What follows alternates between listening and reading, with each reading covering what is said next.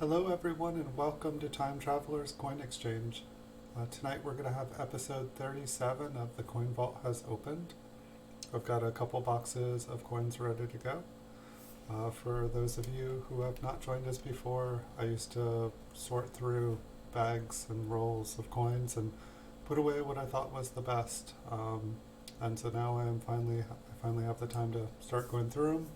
I have a little bit more knowledge and experience. Some of the coins were kind of nice, some were damaged, some were clean. I'm finding some errors. Just know a little bit better what I'm looking for these days. And so as we go through them, if we find like a mint mark, which are, obviously 2/3 of coins have mint marks, we'll look at them after and check and see if we can find an RPM. And if we find any kind of errors or anything, I'll try to point them out. I obviously don't know anything or everything. I don't think anyone knows every error yet. Hello, Coin Collecting with Tyler. Welcome. You're first. You're back. So it looked like just from pulling the coins out of this box, it looks like it was a lot, so like 20s and 30s and maybe some 50s. I'll just kind of keep on going through. How's your night going? Thanks for introducing me to Justin earlier. I did not have him in my family yet, and so I got to push a button I hadn't gotten to push in a long time here on YouTube. That was kind of fun. Thank you, Tyler. Was having some, I don't know, I joined every social media on the internet basically, and for Instagram it was kind of interesting because I have to go into a special mode on the computer to be able to post on Instagram from my computer, and that seemed like it was I finally figured out that that's what was really it was making my system run not so nicely. Everything was lagging. I posted 3 short videos, minute and a half videos, and the whole time I was gone there. Normally I would do about 10 an hour. So my computer was so slowed down by this program that it wasn't so good. But now I have things back. I think I will figure out another way to post on Instagram from my computer, and that's okay. But definitely I feel like it's a good thing to be trying all the different social medias. I still don't know what the point of Mix is. I don't know if it's actually going to help, but I joined a blogger account. I joined a Tumblr, a Mix, a Pinterest, Instagram, Twitter, Reddit. So pretty much I've got, I don't know, I guess there are some phone apps that are popular, but I don't really post stuff from my phone, so I joke about joining TikTok or something like that, but I don't think it would really help me.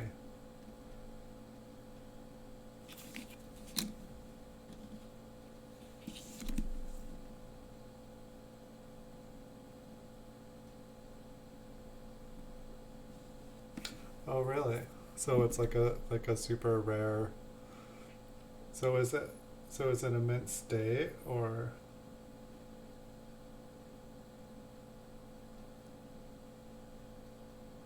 You hope so. Yeah, you'll be very happy, Andrew. I'll be half sad, but at the same time, it's been fun getting to find out about this. So this one looks like there's a chunk missing off the bottom, so maybe a planchet flaw. It was just not a beautiful, and it's all scratched up at the front too.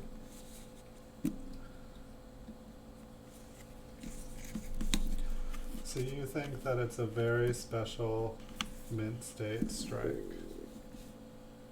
So tell me more, Tyler, while I show you some coins, tell me more about this very special mint state strike.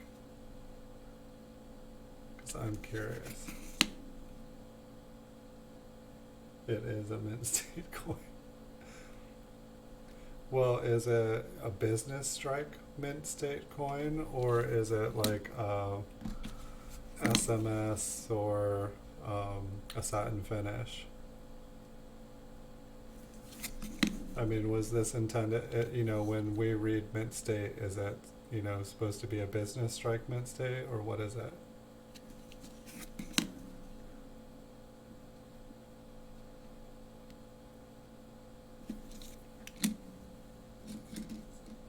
Because I'm curious, I mean,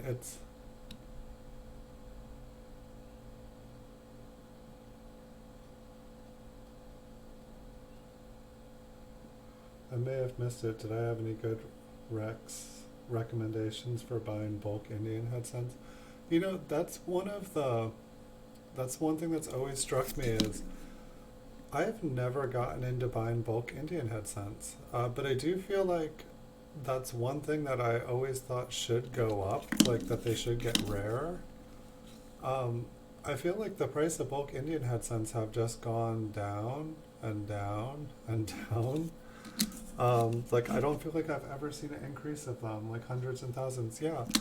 Um, I don't know. I guess like I could, unless you're planning on like making rolls of wheat pennies and like spiking them with a couple, cold Indian head cents, I wouldn't bother.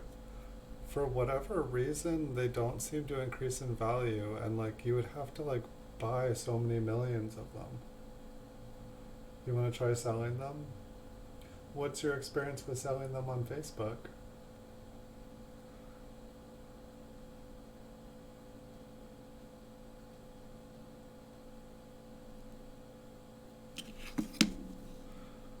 Well, I'm happy to hear anything about this coin. I mean, to me, it looks pretty much exactly like the proof coins.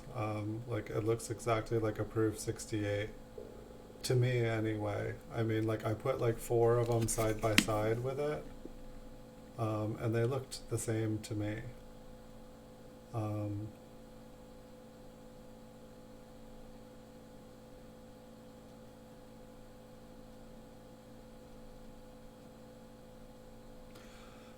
yeah, I mean, I think you're Andrew. I think you're doing exactly what you should be doing. Like I would focus on graded coins. Um,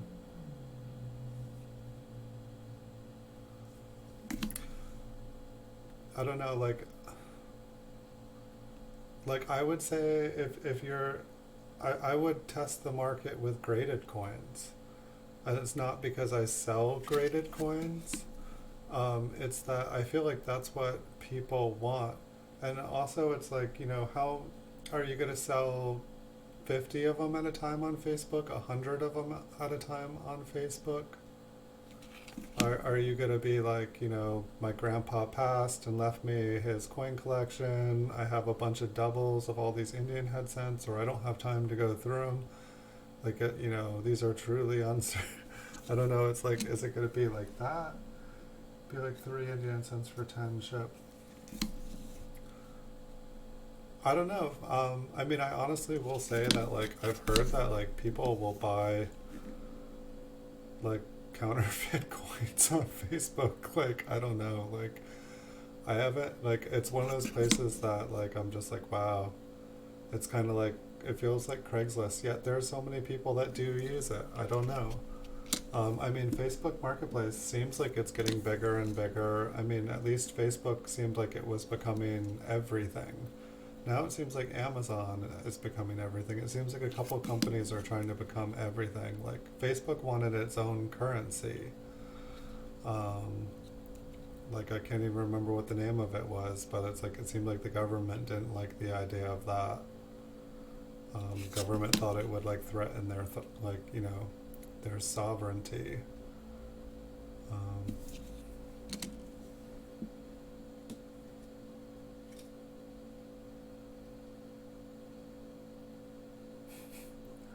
5 million dollars.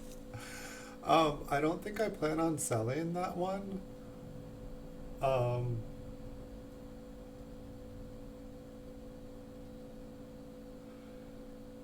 yeah, I mean you got a point there, Andrew. Like, I mean, it's like I was almost like, wow, actually, like when I thought about it, I was like making these videos and like making like a playlist of 3800. Like someone could like literally like sit there and watch, my eBay coin videos, like home shopping channel, and just sit there and like, when they like one, they can click on it over to eBay and purchase it, and they could just do that all day long, for days and days and days. And if I'm just adding new stuff, eventually like people would be able to watch it and just never stop. I remember watching like coin network stuff, and like it would just like be the same coins over and over every time I would see. Tyler, I don't think I'm selling the other one, for two reasons. One, because I like it in my registry set, and two, if it was a proof coin and I sold it for what I thought it was worth, if it was a mint state coin and it was a proof state coin, I would feel really guilty. And I've already sold. Andrew really, he jumped on the other one when I said it was in my, I was talking with him, and he was like I bend it. Like, and I'm good on my word, and it's in the mail. It'll be there probably by Friday. Um, he really jumped on the ball on that one. Um, but it's like I want, if I just gave away a $5,000 coin for really really cheap. If you are right, I think I want to keep the other one, because if I gave away both of them and they were $5,000 coins, I'd feel all kinds of dumb. Like, I mean, one is enough, but actually getting a second one, it kind of redeems, and it's like, oh, the universe threw you a curveball, but you caught the second one. Um, I got it off of eBay. I got it off an auction. It was advertised as a Proof 68 red. I honestly think that I got exactly what I ordered. However, the fact that it fits in my registry set as a mint state coin, and I have a proof coin to fill my proof, and that, I don't think I will ever get a higher coin, and the price that I paid for it, I could not beat. Like, um, yeah, Andrew's telling you the straight up truth there. That is exactly who I got it from. Um, I know that Sirius, from what I looked, I got outbid on two of them within that time frame. As far back as I can see, they've sold seven of them in the past, like, viewable viewing period. So like in the last 3 months, they've sold seven of them. They haven't had one up every week at auction. There could be one up right now. I think I checked yesterday and there wasn't one up. So there could be. I have a feeling that if there is another one, Andrew's gonna bet on it, and I feel like you're gonna bet on it. So like, but the thing is, it's gonna be advertised as a Proof 68 red, and so if one of us receives a Proof 68 red label, that's what we are betting on. Like, but if we, want to take a gamble, um, yes, we are starting the Mint State 68, or Mint State 68 1969S Mafia. Yes, we have half the market cornered. But at the same time, we might just have like two very expensive holders. Like, I mean, I honestly, if you ask me, I think it's a proof coin. Yes, I know that there are special, what did this article tell? Like, like, I mean, it's like if I knew what the coin was worth, I would consider selling it. Like I would sell it and I would buy other coins and I would make money off of other coins. Like, having it be unknown is the only thing that really keeps me from selling it. I mean, like if you're really wanting one, like I would say, like, Andrew knows what he's put into his. Like, if he wants to take a bet, he can. But at the same time, like, you tell me you're 12 years old, I don't want to take advantage of you. Like, I don't want to sell you a proof coin, having you think it's a mint state, and and have you be wrong and me have taken your money thinking that you're wrong. I'd feel guilty. Like, I mean, I wouldn't do that to another human being, let alone a kid. I'm not trying to call you a kid. Like you have my respect. I'm trying to treat you with respect.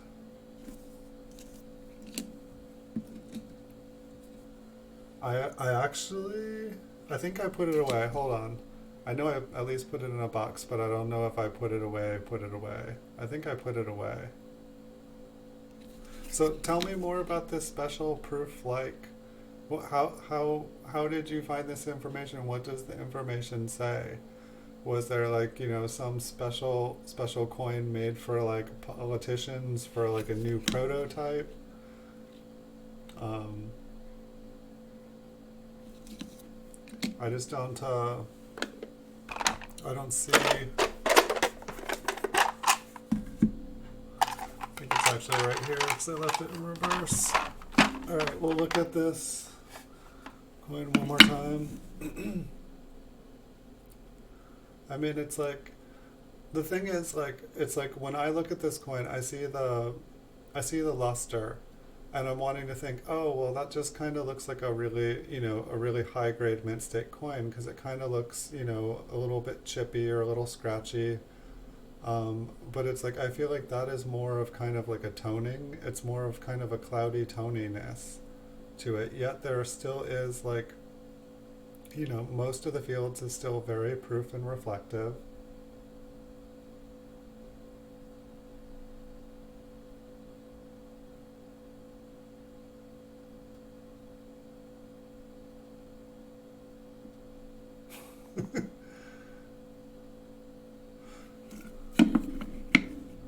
What like they were like they were like the first coin struck, like ceremonial.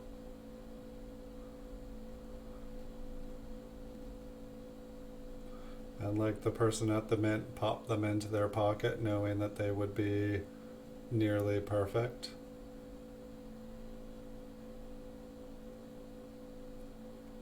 I mean, like, I guess what I'm saying is like, is there a difference between the first coin that's struck that comes out as MS68 and the millionth if it just happens to be struck perfectly and comes out to mint 68?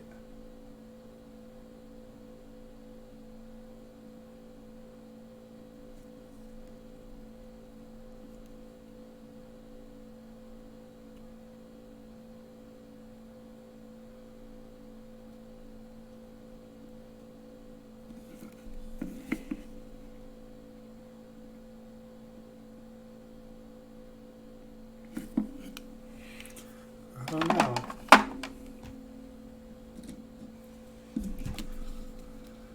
I don't know. Like you guys are making me want to believe that they're real. Um, you guys really, really are. I mean, don't you think that here's my question, like how many coins does Serious Sports Auctions sell?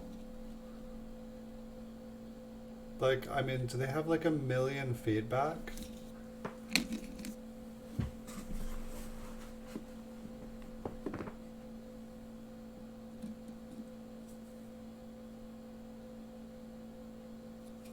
Like, I mean, it's like they sell so many coins. I feel like they would notice the difference. Like, I mean, I feel like they put in substitutions. Like, if they don't, like, if they'll send, I'll get a 69 and they'll send me a 70 with like a tiny little defect on it. It's like, I just don't feel like they would let anything slip through.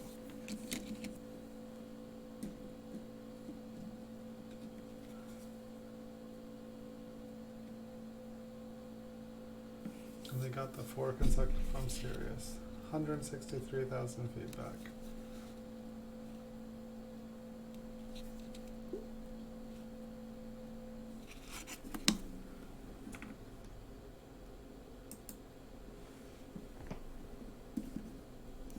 They don't, well, that They don't. They always yeah, they did yesterday, or they did 2 days ago when I checked. There was a proof 69, or there was a proof 68 cameo up for a 1969. Proof 68 cameo. Yeah, and it had to buy it now for a higher price than I was willing to pay, so I just ignored it. But if they had had another proof 68 red up, I would have bought it. Just because this does intrigue me.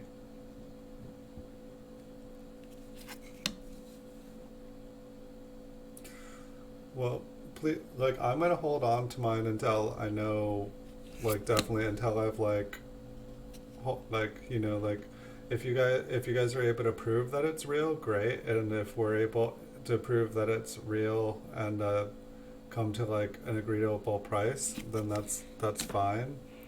But otherwise, I'm just gonna hold on to it because I don't want to sell it to someone and then have it not be. And I already gave away one. If it is real, I already gave Andrew one for a heck of a deal.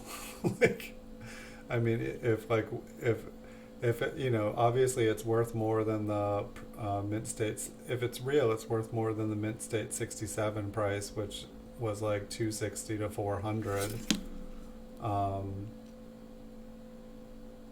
So, like, if it is real, like, it could be in the thousands of dollars. I don't know. Like, I feel like Andrew was saying it could be a $5,000 coin. Which, Andrew, if it does turn out to be a $5,000 coin, you're always welcome to hook me up with something. But, you're under no obligation.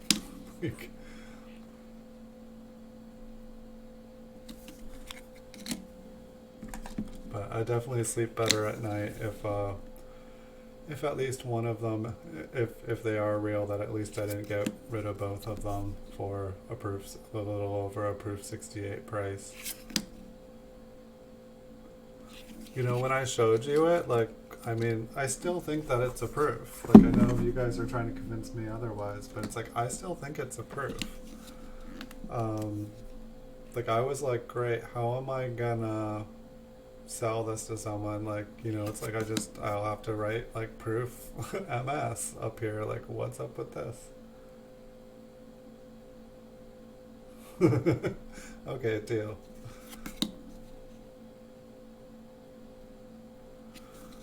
It sure would be wild. I mean, except for I'll feel, it's like if it is real, like, it's like, do I have an obligation to like contact Serious Sports Auctions and say like, hey, I think you guys sent me like a really expensive coin. I mean, at the same time, I feel like they looked at it and they thought it was proof, and they probably bought it as a proof, or thinking it was a proof and an air holder. Even though I feel like Serious, I feel like they sell so many thousands of proof coins at like, they'll end at like $3-4 a piece a lot of times because they just like spam the market out. I'm just like, is it like, a government holding liquidation sale company? Like, how can they like afford to like sell that cheap? I just don't know.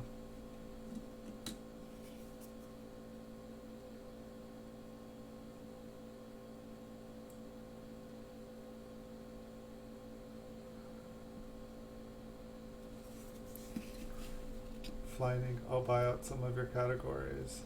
Flying Eagles. I don't know.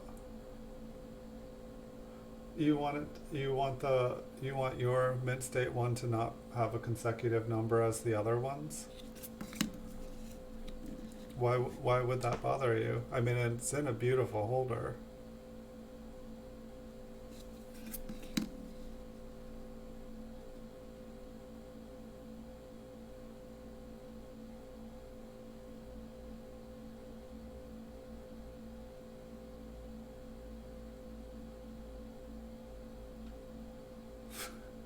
Well, Andrew, didn't you say you were gonna send that other mistake coin back to PCGS that you had, and that you were just gonna add it to the other? Or are you trying to redeem Are you trying to redeem and get the difference between the mint state 68 and the proof price?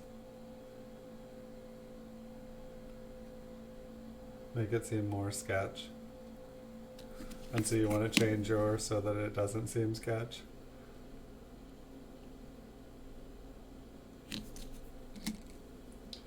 I mean, like, it definitely, like, I mean, it's like, I know that, like, people with connections, like, you know, like, let's say, like, you're, I don't know, it seems like politicians would get all these sample coins and stuff, and, like, you know, like, they would, you know, people would be trying to, like, push stuff, and they're supposed to sign a paper, and then they're supposed to re-sign the paper when they give it back.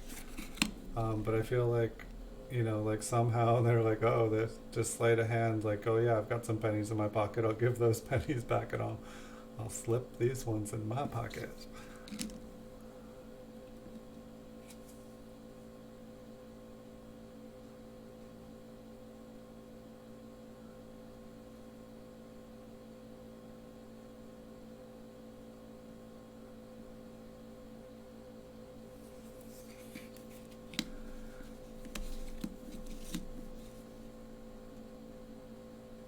They're keeping a collection of their errors.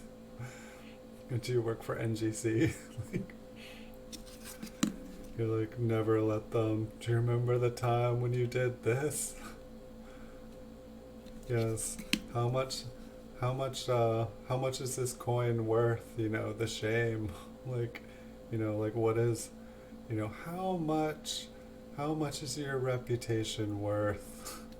You know, it's like, how much would you pay to not have people see this $5,000 heir? Like, I say it jokingly.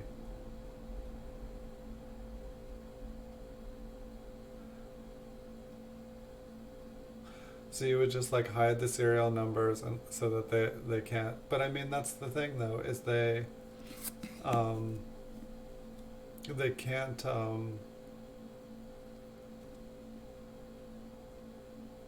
I guess that's why you want them not in consecutive order.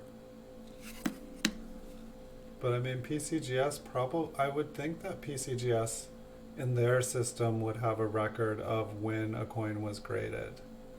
Like, you know, they're like, you know, the serial number on it has to be attached to an invoice. You know, the invoice will have all the serial numbers, and the serial numbers will have all of, you know, the coin data on it.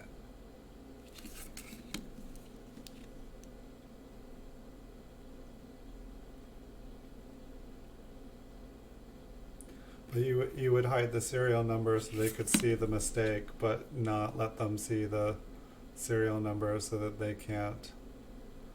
But no, I don't think you could get it reholdered. I think that they would. I don't think they would reholder it, and I don't know if you would get it back. Um,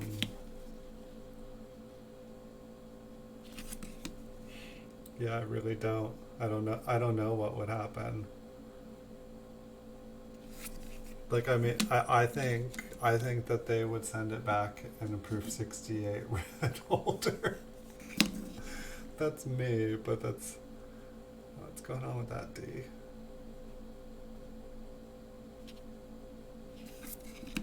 Maybe it's just filled. It's a while since I saw a nice filled D.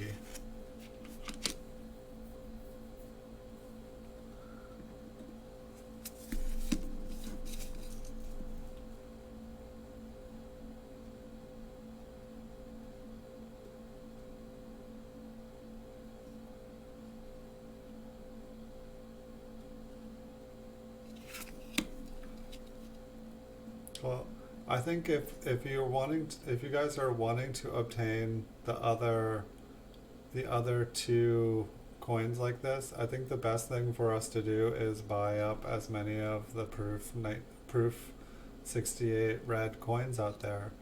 The one thing I know is that when you start buying up a bunch of coins in a category, all of the same date and mint and grade and whatnot, people flood the market with them. That would be my best solution to finding the other two, or if you guys are wanting to get one. No, I didn't see it yet because my computer was running so slow. I got a big bowl of ice cream and then my computer was like glitching out. It was like the Instagram, like you're not able to post stuff from your computer on Instagram unless you put it in, unless you trick Instagram into thinking that you're on a phone and that your computer is actually a phone. Um, and so like, and then it still won't let me do videos. Like I'm like, this is dumb. like, it's like, why do I have to upload it from a phone? But I definitely will watch it. I do apologize for not. I thought it was coming out Friday because I thought that's, you had the picture of it, and I thought it was for Friday the 22nd, and so I thought it was going to come out then. I will have to check it out. I've been like pretty much working. I've been making videos or streaming. I did the double. If I hadn't been doing the double stream, I probably would have had time to check it out earlier. Another kind of filled D. It's filled D time. I don't feel like we've, in any of the boxes we've been looking at, we've had any of.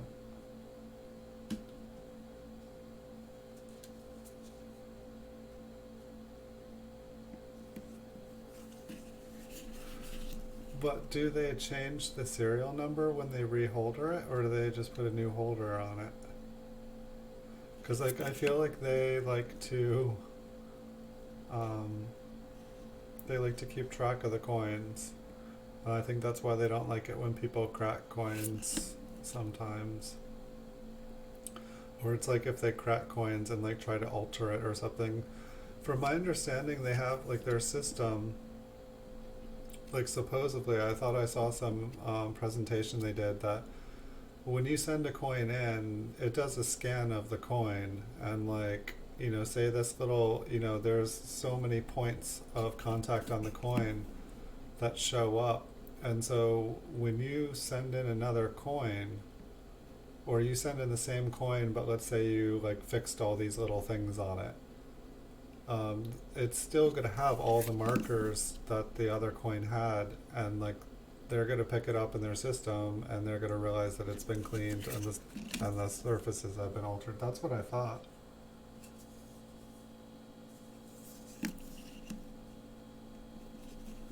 Oop.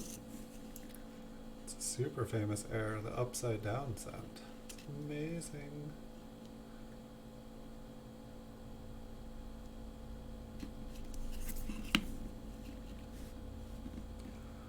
Well, I wouldn't necessarily worry about the cert number. I mean, like, I mean, the way you're saying it there, it almost sounds like you do think that it's a proof coin. Um, I don't know, I feel like one minute you guys are making me think that that it is a mint state, and then the next minute it's like you guys are convincing me that it's not. Um, Time will tell. You know, I think I made the video about the coin. I think I've only gotten like 20 like views on it.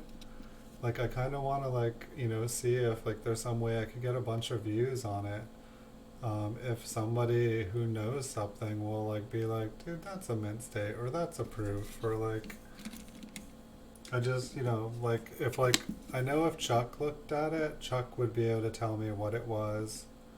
And if it was some like, you know, special strike, he'd be able to tell me that. Breaking news, it's a proof coin.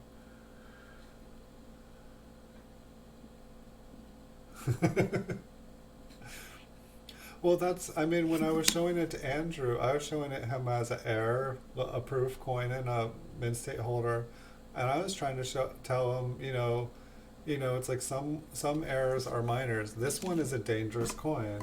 I'm pretty sure that's what I told you, Andrew. Like, like this is a dangerous coin because like it could, someone could look at it who doesn't know anything. Someone that buys the holder and not the coin, and like basically they would be like, oh yeah, no, this has never come up at auction before. It's that rare. It's been held in a special, trust, and that person just died of coronavirus, and it's been graded by PCGS. It's top pop. You will never see this coin again. Only four of them exist. They're all graded at once. It was like the son of the mint director, like, he got this as like a wedding present from his father. And, like it was kept in his family for 50 years. Like, math doesn't quite work out, but, or does it? Yeah, the math works out. 2020, 1969. Yeah, so it's,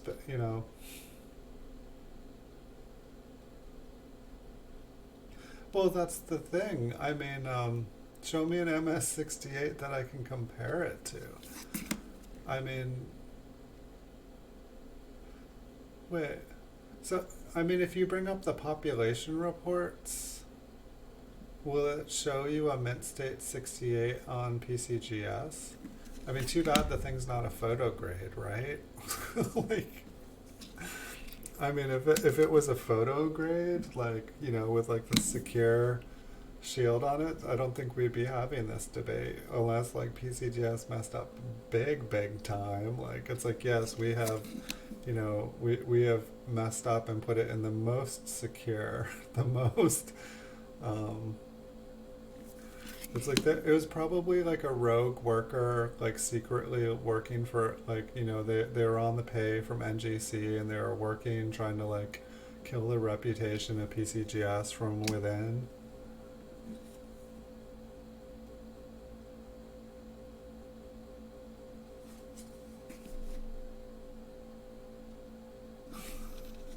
Wouldn't it be awesome if it was photo grade?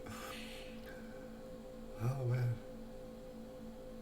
Yeah, no, Tyler, we actually, I don't, maybe you were there, maybe you weren't. In case you weren't there, Andrew and I confirmed that the other two they have consecutive serial numbers.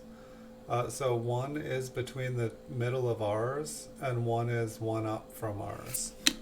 So all four of the coins were minted in the same batch at the same time. So I'm pretty sure they didn't,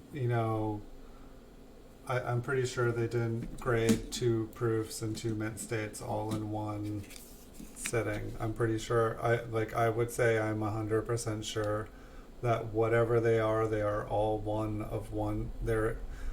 I would say I'd say I'm 99.9% sure it's four proofs, and I'm 0.0001% possibility that there are four mint state coins. Like, I mean, it just blows my mind when I start to think, like, could they really be mint state? Like, you send yours in for the gold shield.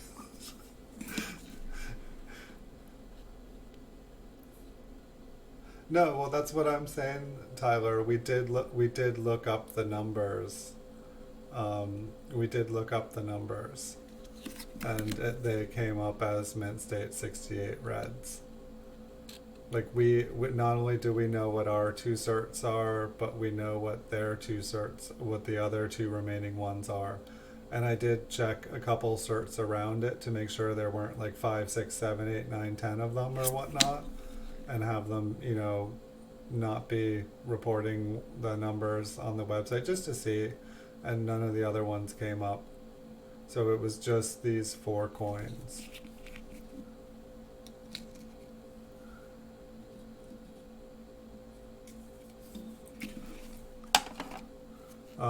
The other cert number, like the one you can look up, is 3782 1553.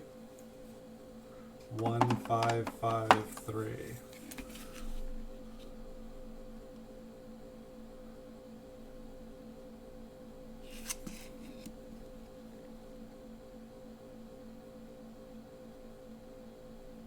And so that's one of the other ones, and that will come up as mint state 68 red. But it's the same batch. Like, Andrew and me really did a lot of detective work here. Like, I think it occupied quite a bit of our brains.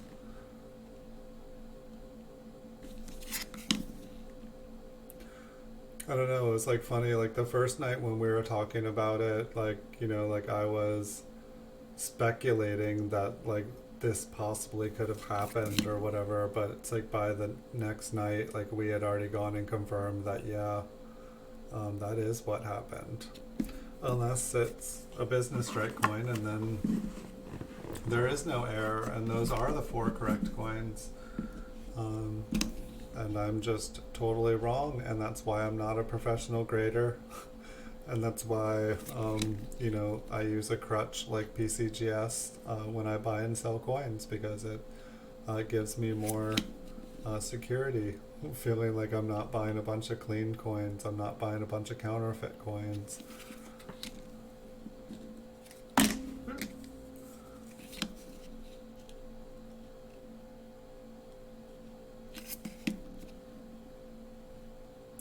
But it has been really interesting. I know, like when I was making, I don't know, like the last 2 months, I've just been buying as many proof wheat cents and as many early memorials. And like I do want to buy more memorials, and I do want to buy more proof wheat cents. But what I've been surprised at, like the market hasn't been flooding. It hasn't, like I feel like I've even noticed some of the PCGS prices go up. That was the ultimate goal, but I figured that someone else was going to flood the market. I figured there was already 20 people, who already had a good position on them. But I'm like, where are these people? Like, why aren't they showing up? Why aren't they making some money off me? Where are they? And so it's kind of interesting for me. Like, it's like I want to buy more, but I'm just like I wanna see something happen. I either want to see someone like flood the market, or I want to see prices go up some more.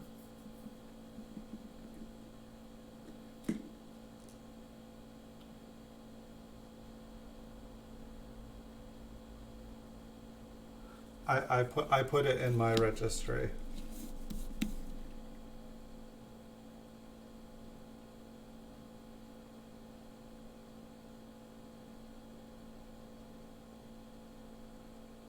I mean, not everybody puts their stuff in their registries.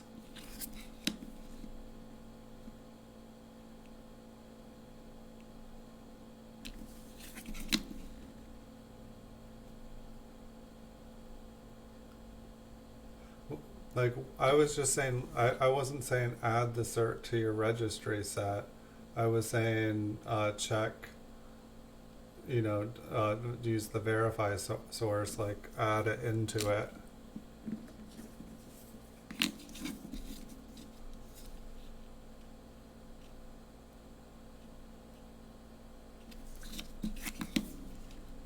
Like, I don't think PCGS likes it when people start putting random certs in.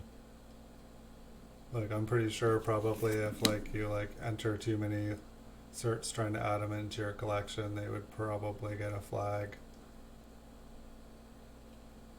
Like, I had a hard time the other day. Like, I was trying to get a coin in, I think it was another deep cameo. I think it was like what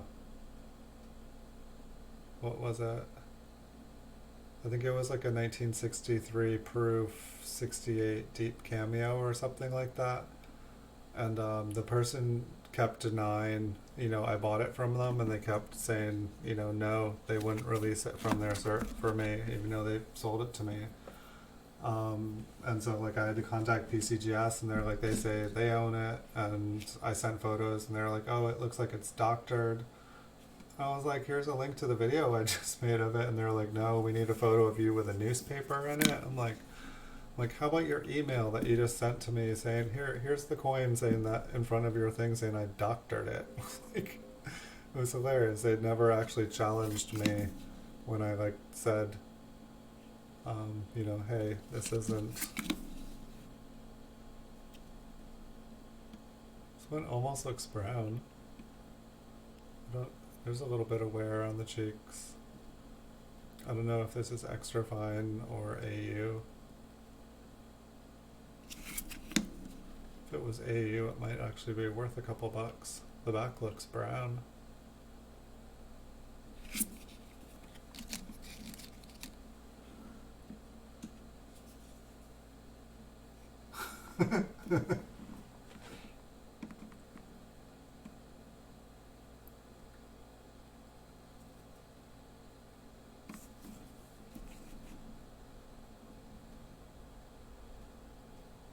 Well, that's the thing. Say when I take a picture with my camera, here's a nice lamination error right through the date. Well, that's the thing. When I take a photo, normally, like say all my eBay photos, they all have a date stamp on them. So there's the date and the time.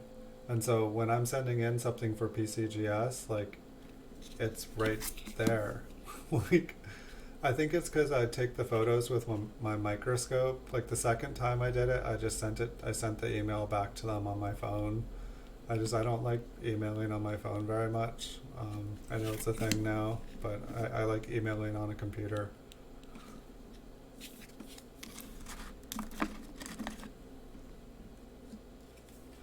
They wanted something with the day's date. It's like, I feel like that's something you do on like a dating website, like to like weed out a catfish, like, like, okay, send me a picture of you with the newspaper today. It's like, oh, you can't do that? Oh, okay, yeah, you're a catfish. Sorry.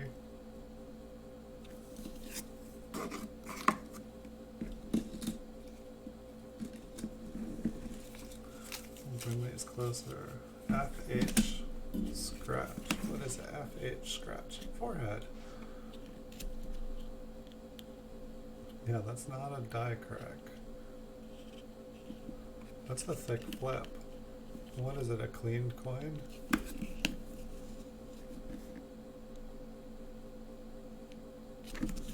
don't get it. It's a really thick flip.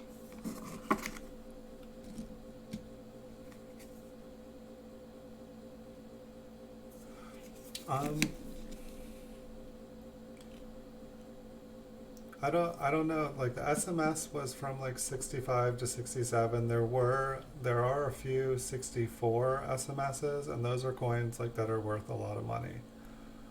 And those are something like, one of those situations where someone got something that they weren't supposed to have.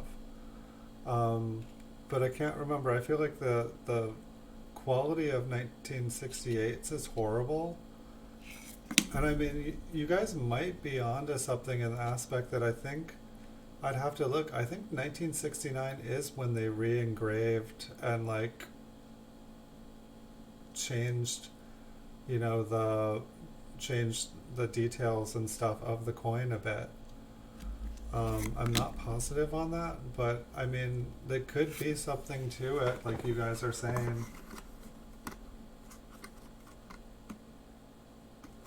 Like, if they redid the design in 1969 and it had fresh everything, and like Andrew's saying right now, they were the first 4 coins, or like, like some of the first coins, it's probably possible that, because say like a proof coin, they're able to give those beautiful surfaces because they don't make nearly as many of them as they do the business strike coin. And I think they like continually like, make sure that they're nice and beautiful as they keep making more. So, maybe they are. I don't know. It would blow my mind if they were mint state.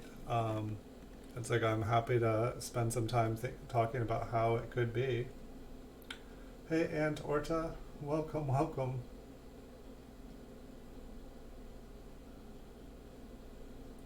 Well, have a good night, Tyler, and thank you for thank you for your input and thoughts about what it could be. Um, we can ask Aunt Orta here. We can see what their opinion is. I'm not sure if I know you, Aunt Orta, but we have a mystery we're trying to solve here. Are you up for a mystery?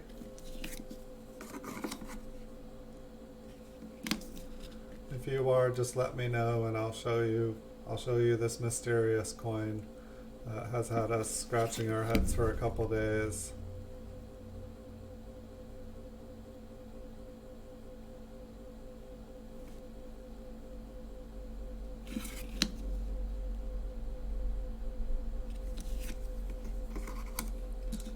All right.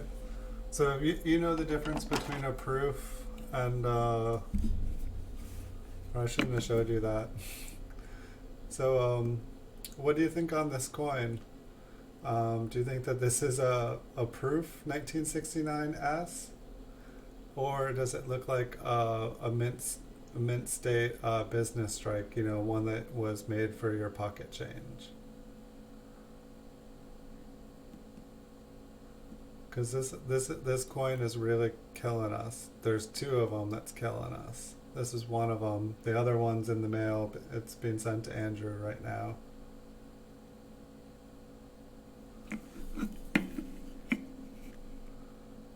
Yeah, that's what I think. I think it's a proof coin. And so this one is just really killing us. I mean, it's got, beautiful proof fields. I can get angles that the light pops on it better. But here, I'll show you the label. PCGS graded it mint state 68 red. And that's what it shows up as in the registry as well. And the registry, there's only 4 of these. And so this is the top pop coin according to the label. I bought it as a proof 68 red. I've received an MS 68 red label. Then, as I was sending it out in the mail, I had purchased a second coin from the same person, and I got a second one. So we've just been having the debate on, I sold it to, if it's real, Andrew got an awesome deal, and I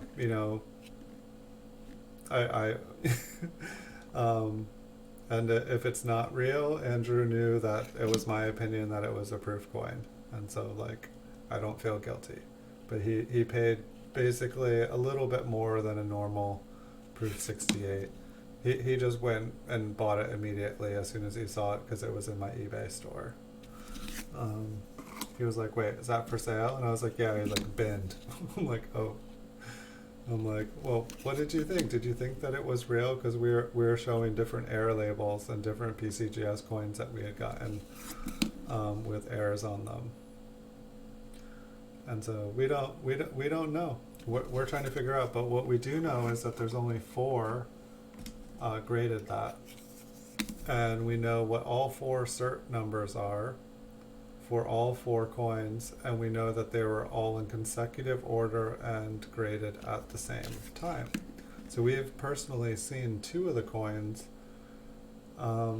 It's my opinion they're proof. That's what Andrew says, but Andrew had no problem buying it immediately. So I feel like there's a tiny piece of Andrew that thinks that this could be a business strike. Tyler came on under the impression that they were business strike, that were some sort of special strike. We don't really know. I feel like if I showed it to a couple experts, I would feel good about it. It doesn't work again? Let me look at it. Is it messing with it? Because it abbreviated it the other day. It did it again. Well, it seems like it does that when I'm live. It's the same link is up. It doesn't. It's just It's just text up at the top, but it's ebay.com slash, what is it, STR / Time Travelers Coin Exchange. And if you go to any other video, it should work, but that's the second or third time that it's done that. It's turned Time Travelers Coin Exchange into ... Because I just went and fixed it, and I went back on all the other videos and fixed it. And I don't know why it's, maybe or not, maybe I have too many, maybe my description's too long. I have no idea, but I totally fixed it. Thanks for telling me. I will need to fix that again.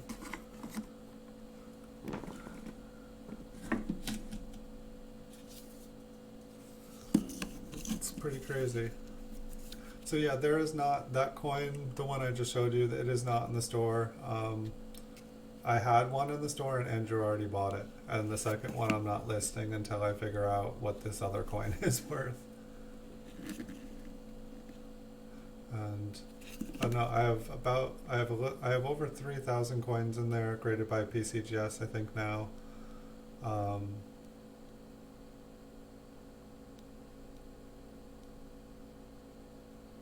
So weird. Maybe YouTube doesn't like it sometimes.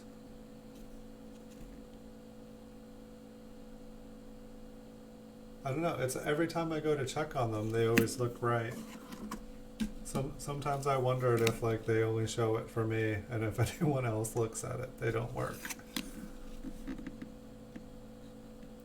But yeah, pretty much all the coins in the short videos are either on eBay or they've sold. I think I have about 3,800 coin videos up at the moment. So, and if I have a little over 3,000, so nearly a quarter of the coins I made videos of I've already sold. And the way my business was going before I started making videos, it was more of a business of just selling. So this was like me liquidating my collection, and trying to make videos so that I could still look at my coins after they were all gone and sold. But fortunately, since I started making videos, my sales have gone up like 300-400%. And so now I'm actually able to pay my bills and buy some inventory to keep going. And it seems to be working. So this is good. Because I like making videos of coins and I like coins, and it's much more fun than my alternatives.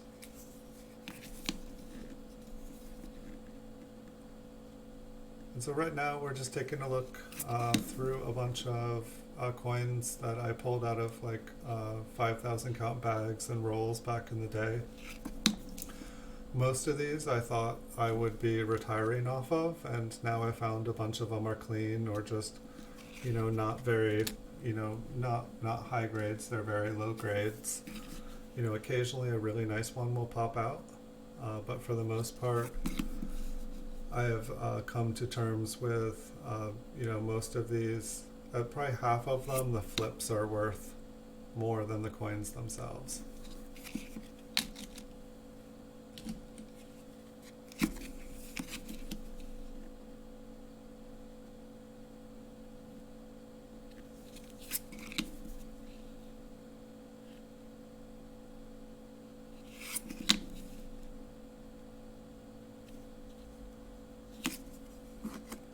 Looks like we got about 20 more in this box, and then I'll zoom in on the mint marks. We'll see if we can find some RPMs.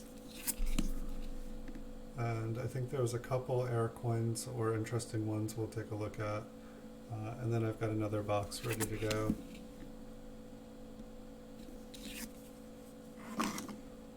I wonder if it is, I just don't understand why it would change my address to ...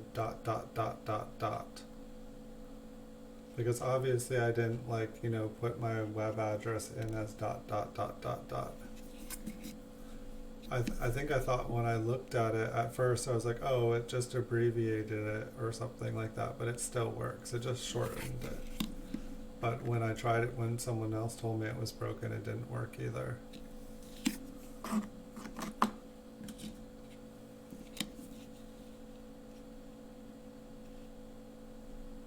And actually now, looking at your name again, I feel like I've seen you before. I apologize. I was like, wait, who's this? I'm not sure if I recognize their name. Like, maybe not in my channel, but on someone else's channel.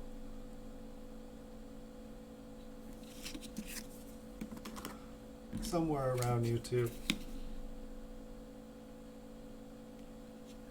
The 9 here maybe got a little flattened. I'll just take a closer look, see what it looks like in a second.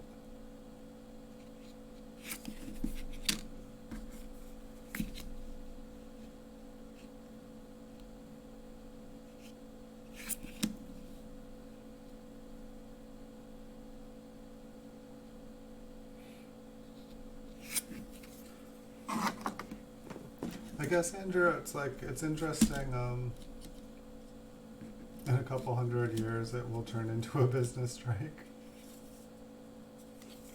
Okay. Thank you for the comments and thank you for watching.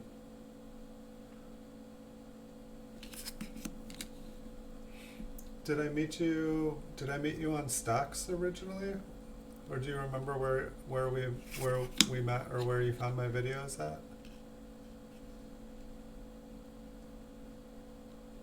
My memory's usually pretty good. I know it's getting a little bit later. But normally I can remember when I met people. Sometimes it's better than others. The later at night, pretty much the worse it gets.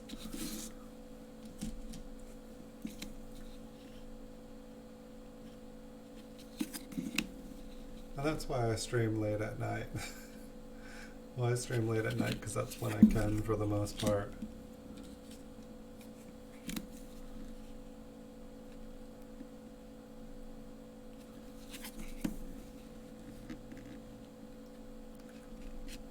Are you still there, Andrew? I guess I was thinking about the proof category, like the wheat proof category. And I can't quite remember, but it's like I feel like if you open up like proof and go to the wheat section here, I'll look at it instead of speculating or whatnot. But it's like I feel like there's like 500 proof coins underneath and it's like, you know, probably a good chunk of them are like, you know, way out of my price range. Alright, so PCGS wheat proof. And there's probably like 550, 556. And so let's go under 250.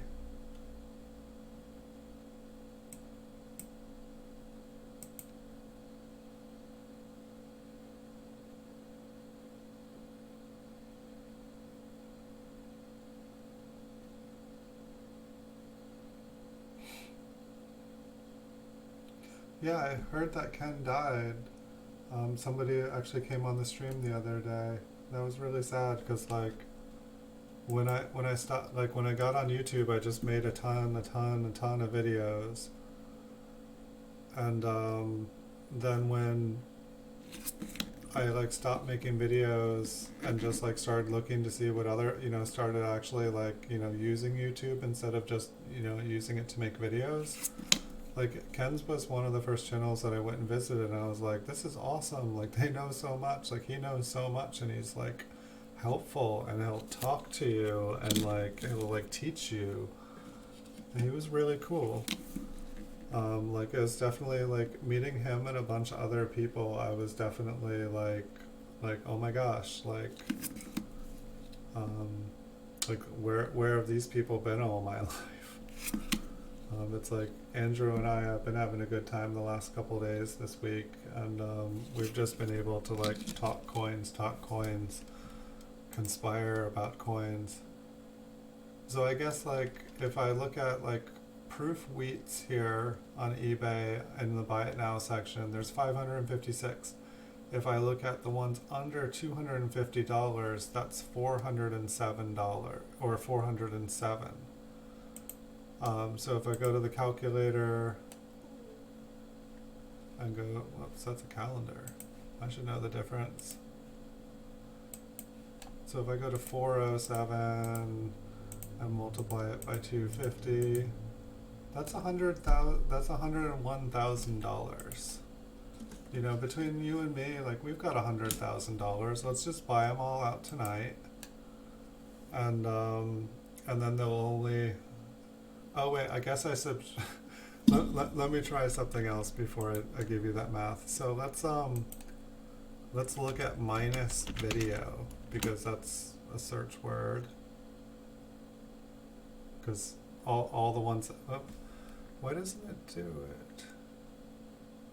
Hold on one second, because I just want to see how many proofs there are. Oh, it can't do it. Why can't I? If you want to subtract something from this, that's confusing me. I'll just go back to look at coins for a minute. I guess I can, or 407. It'll still be confusing math. But I guess what I was going to say is like probably 100 of those proof coins in the wheat cents are like mine. And so it's like how many proof wheat cents would we need to buy out to basically like make it so that all of the wheat cents in the proof, all the proof wheat cents, you know, like that they're all gone.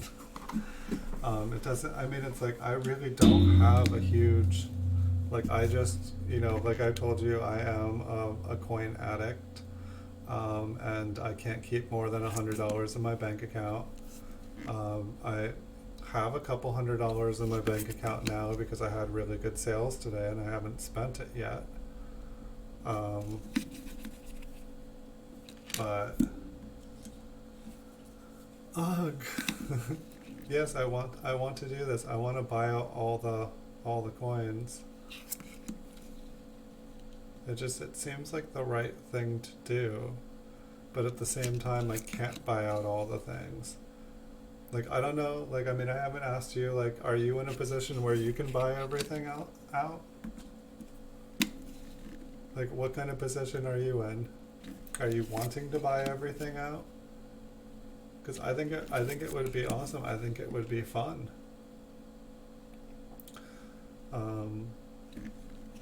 I mean, it's like, I guess I don't know how many, you know, if like you look at that and then it's like how many of them are ridiculously priced. I want to see how many proofs I have in the wheat cent category. I guess that would be a good way to subtract, but I know that like all my, well, that I guess if we're not including my proof 68s, then the rest should fall under 250.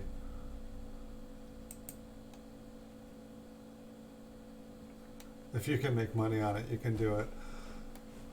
Well, that's like the thing. It's like I do sell them, but I would say my proof coins have not been selling, and it's because the prices are higher than the PCGS, and I understand that. I used to sell proof 67s all the time for like $80 to $100. Like since I bought them all, or not, there's still some, but since I bought almost all of them, they haven't been selling.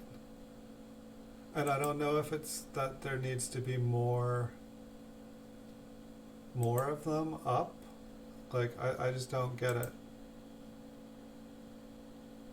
Or if I need to take all of mine down and like just have like one of each. But it's a lot of work to take things up and down. So let's go to wheats and then let's type in proof. Okay, so I have 165. So what, it was 407? Was that what it was? 407 minus 165. So 242,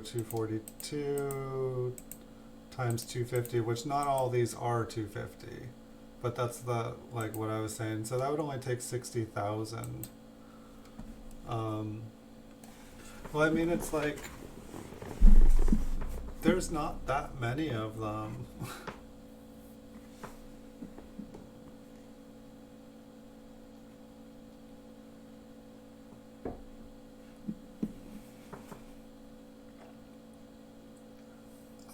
I think they would sell faster. Um, but the nice thing about it is that when I do it like that, people are like, oh, like they list theirs being like, okay, there's 100 of them, and people put them up for cheaper.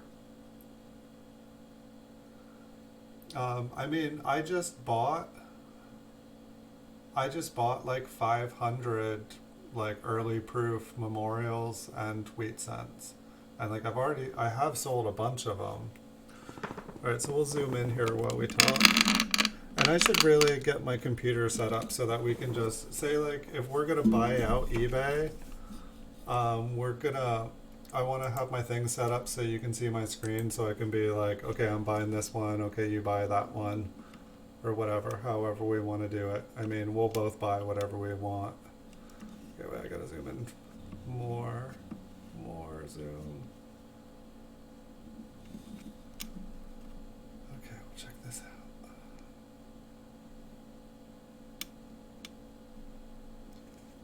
Oh, this one's weird. It's distracting me. Like from like way far out, I thought that like it looked like there was a shelf. But now I think like the top is just flattened down, and that's the normal part of the D.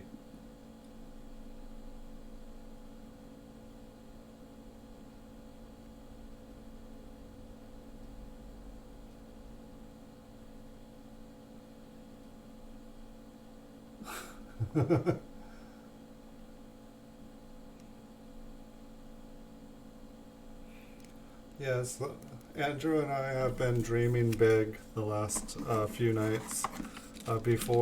Pretty much before getting off here, it definitely, like, we're gonna start a proof mafia. We're gonna buy out all of these, and, you know, we're gonna try to make a lot of money. Um, what was on this one? I feel like there was something. Oh great, it's already getting that late where I'm not remembering why I put all these ones over in the maybe and air. Okay, that one had a partially filled 9. That's cool. Well, see, my wife already left me for a man 10 years younger than me, so I don't have to worry about that. So it's all good. I don't have to worry. Is the T and the Y touching? Almost.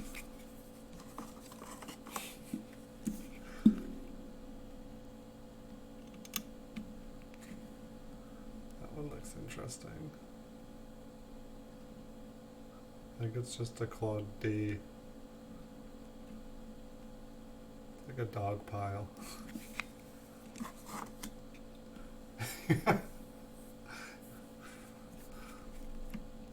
Exactly. Another dog pile. You can tell her that she can't leave you because you're in the mafia, and once you're in the mafia you can't leave. There's no way out. But you're gonna be rich.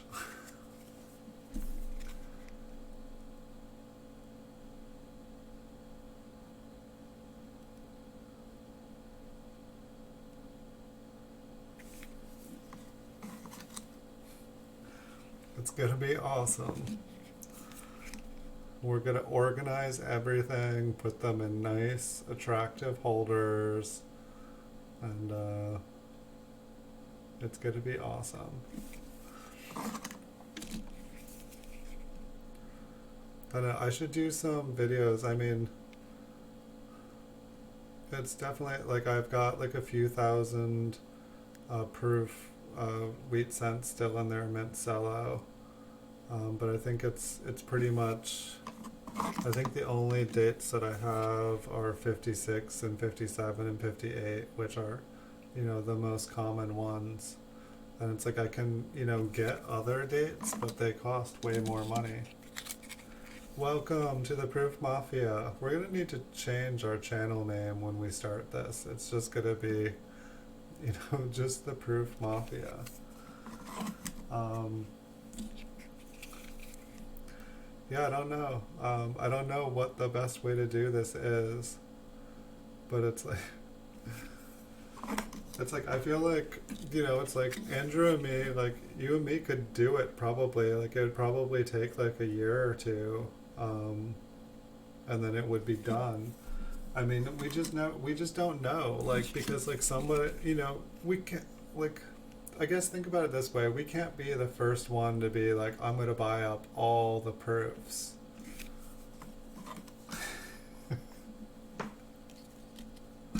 Like there's got to be, somebody, there's got to be 10 other people who have already thought about this and already like, stashed. But I mean, we can look at some numbers like, when we look at the mint sets, like 1936, 3,840 of them were made. 37, 5,000, 545, 38, 8,000. Like all the way up, 1942 spikes up to 21,000 proof sets. That's not that many. Like that's obtainable. Like, and that's how, not that many exist anymore.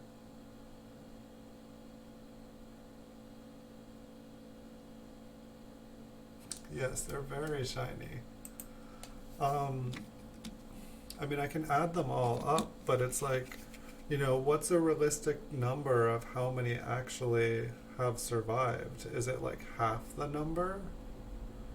Like, I feel like when you look in the because I've like gone and looked at the registry sets, and I feel like about half the number that is estimated to have been made have been graded. But then how many of those coins have been regraded? How many of them, have been cracked and resent in trying to get a higher grade?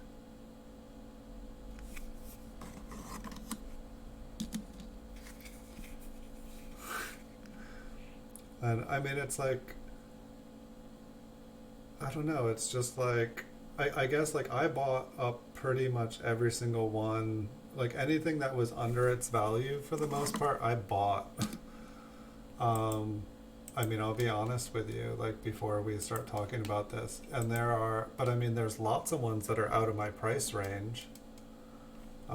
Like, I'm pretty sure there's still a couple on my watch list. Like, I don't know, there's this one, like, I mean, there's eBay bucks right now, like those special promos, so it's extra 5, but there is a 1955 proof 68 red cameo. Its bin price is $681.50. Minus 5% for eBay bucks if purchased within the next 48 hours. It looks like Eternity Coins is the seller. No relations to Time Travelers Coin Exchange. But it's like that one I want it. I think it's a yeah, it even says on the listing it's like $950. That's what PCGS has graded. I've looked it up. I believe that is still the case. Like that's a really attractive coin, but that's like, coming in from a high place, but it's a $1,000 coin at 2/3 of its value right now. We're also in the middle of a recession, and we're also in the middle of a pandemic. Um, but yeah, basically, I mean, if money is no object to y'all, like what Andrew is saying, like a 1950, there's 51,000. By the time you get up to a 53, there's 128,000, and then it just starts to kind of double up. But like from like 1954 to 1936, there was like 500,000 of all those made.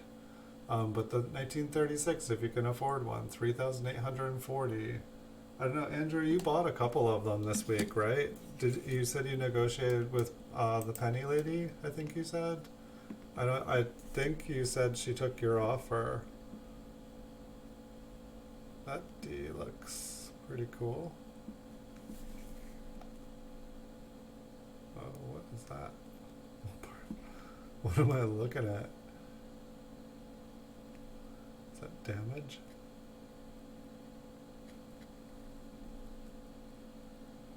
That is bow tie? Wait, what am I looking at? Is that Lincoln's mouth?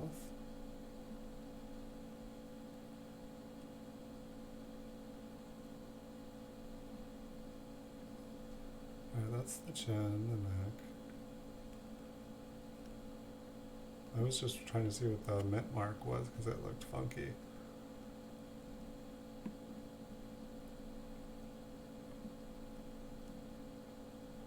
I don't know. I think it looks cool. I'll keep it. Proof Mafia is already taken.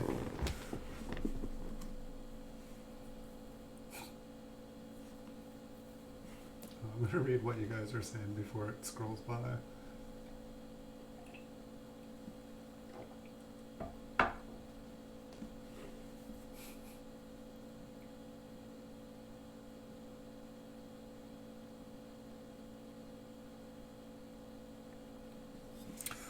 Yeah, I mean it's like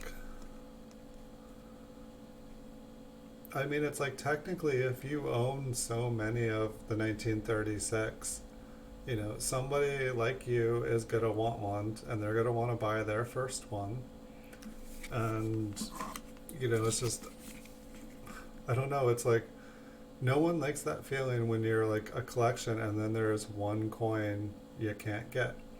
I mean, it's like, I guess it's the question I ask anyone when they're thinking about investing in anything is your mortgage payments covered? Is your house covered? Do you have savings in an emergency like a pandemic or a recession? You know, like, do you have your bases covered? Like, is your investment money, like, you know, is it investment money? Is it, you know, to make money?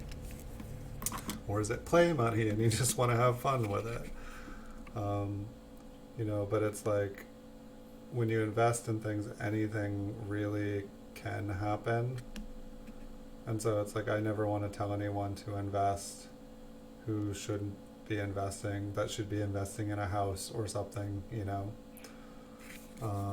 But, you know, once somebody has a house and they have everything, then it's like, what do? We do our hobbies, or we, you know, create a business or do something.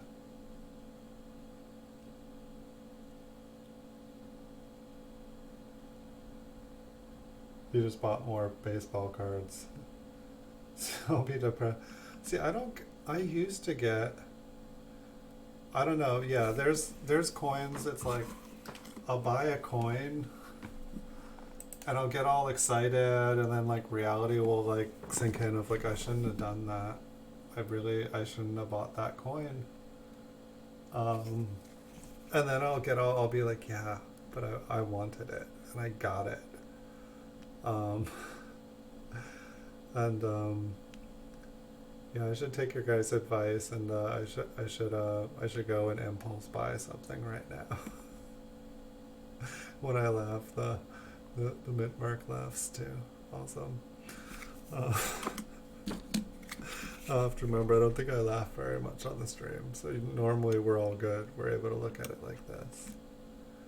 It's an interesting looking mint mark too. Just like the shape. It's like there's like a triangle.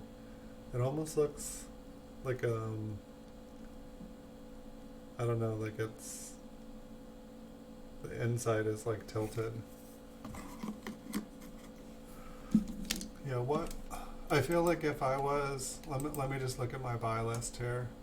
I've only got 16 coins in my buy list.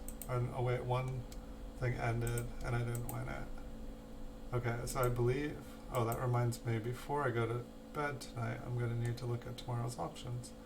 Alright, so let's go to lowest. Sorry you guys can't see it. I need to get this hooked up, or I'm sorry, let's go to highest.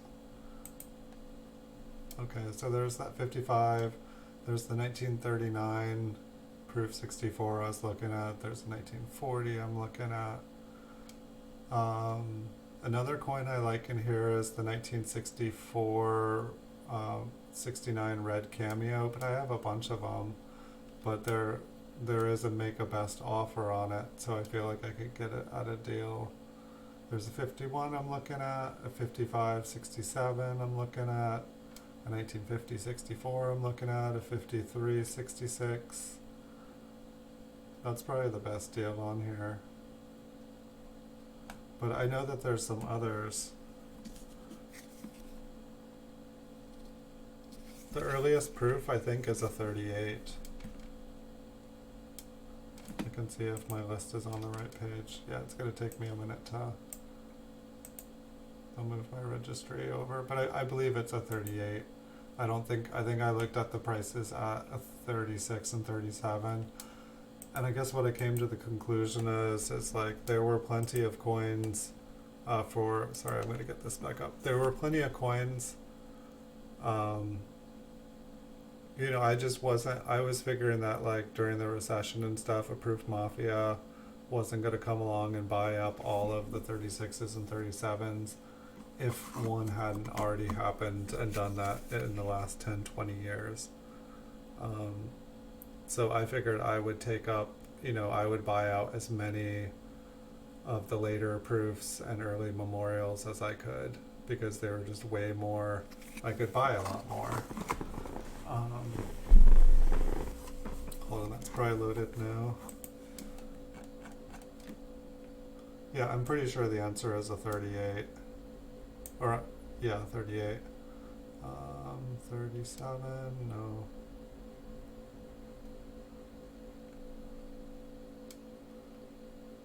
Yeah, I just have one. I have a proof 64 red, which it looks like I just bought last month. And that's and then I have like 1, 2, 3, 4 40s, and I have 3 41s.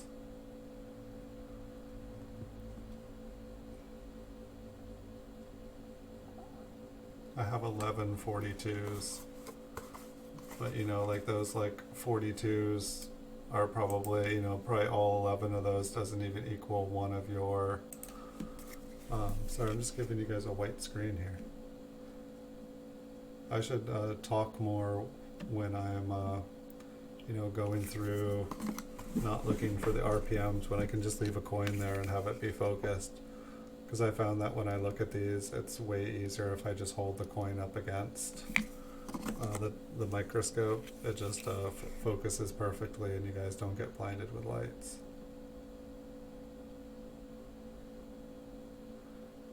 Your card boxes have gone up like 30-40%.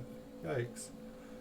Yeah, I feel like there's like a lot of price increases on things. Like it's like it's like the supply chain just crashed across the world, and it's kind of interesting. It's like it seems like all the borders closed. They expatriated all the people from different countries. It's like, pick which country you're going to live in for the rest of your life, because borders are closing. New world order is here. Welcome to the future. If you're feeling depressed, please reach for your phone and push the Fill My Subscription button.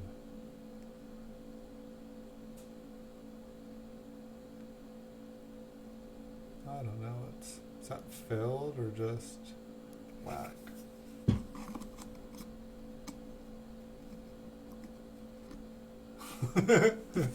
She got you. She's like, you need a hobby. Or was she a coin addict? And she's like, I mean, it's like past relationships I've had. It's like, it's like, hey, can I borrow $100? I will give you 120 tomorrow, but I need 100 now so I can make 100 more. But can you send me $100 in PayPal? That one there looks good. That one looks kind of tilted. It looks like there is a split in the bottom. I know it's a little bit flattened, but that thing looks tilted to me.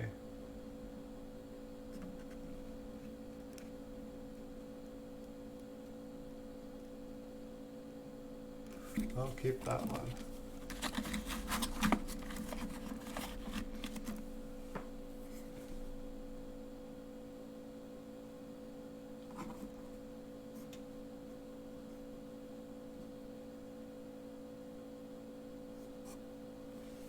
Nice.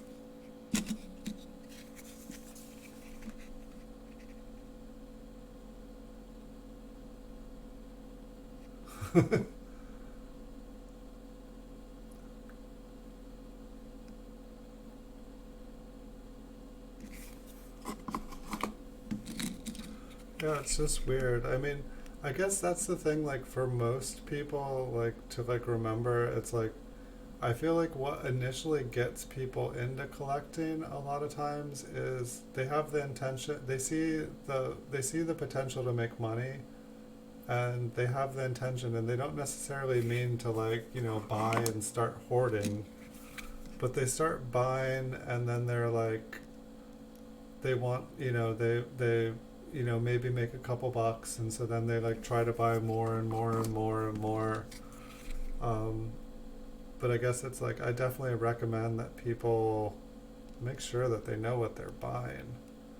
You know, it's like I want to start a proof mafia, I want to buy them all up, but I also want to make sure, I don't know, it is interesting, like, I mean, maybe I should go back on eBay there and just see what proof, you know, I just looked at how many proof I have, but let me look at how many I've actually sold.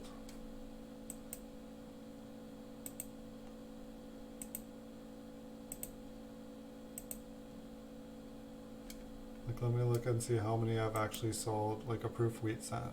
So I've sold 6 in the last period that it shows me: 41, 91, 25, 42, 154, 349.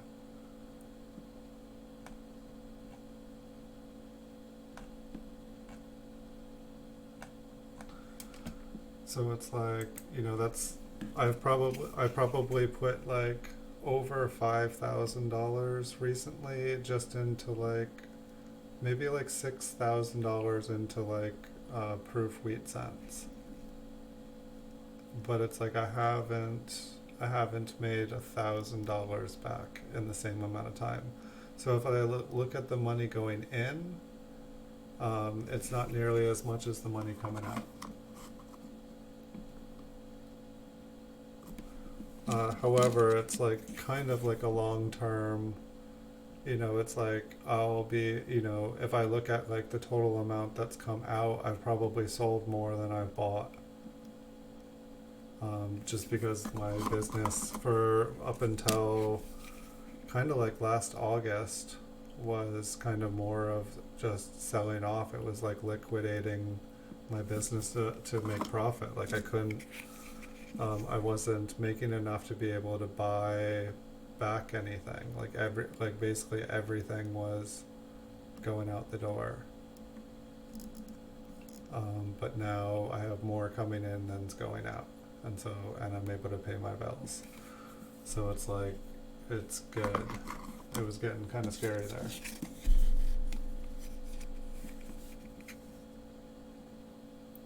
Like pretty much YouTube and being able to make videos of the coins like saved my business. I probably, you know, I would have been able to like float doing this for like, you know, I would have been able to still do stuff for like 5-10 years, but it would have like crippled me as far as like future.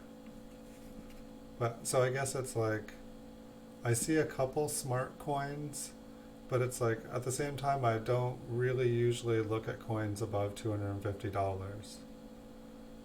Like there's a lot of, like, I guess that's like one kind of coin I don't really pay a super lot of attention to are kind of like the air coins. Sorry, I'm not focused here. It drives me nuts when I look like focused for a second. maybe if I move this just a little bit. But when I look at, like, say the re-engraved coins or the double dies or the air, the proof ones like that, it's like some of them are like really, really, really expensive. Yet when one rarely does come along at auction, they seem to go for about a third of the price. Which totally makes me wonder, like how often somebody actually buys one at full price. And so yeah, it's like that's kind of my experience with, variety coins, and just like, it's like there's only so many collectors, that buy pricey coins. And then there's only, so many collectors that buy pricey variety coins. And so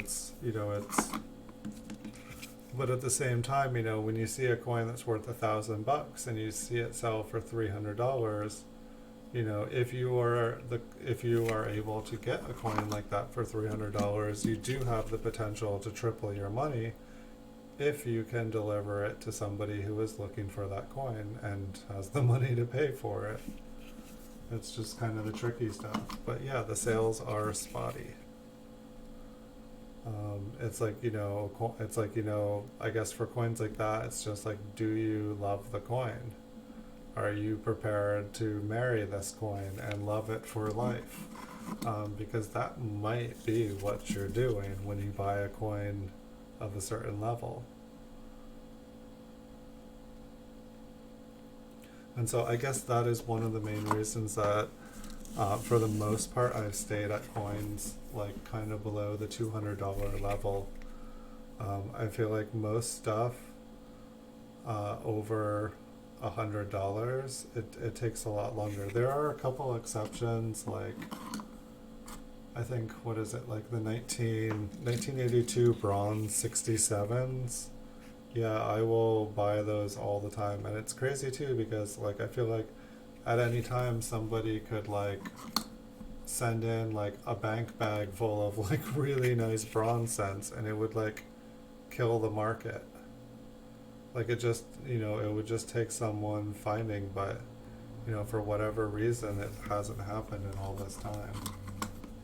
And I don't quite get that. I guess, there was a lot going on at the Mint that year. They did multiple changes. They were like experimenting with different, different alloys, the zinc covered copper. I think I can't quite remember. They probably made some changes to everything. Like, if you're doing like a copper covered zinc, the presses probably are going to be set up a little bit different. Like I feel like when they were experimenting with like steel scents and like different stuff, it's like they had to like strike at a different pressure, and like the steel like wore the coins out really fast.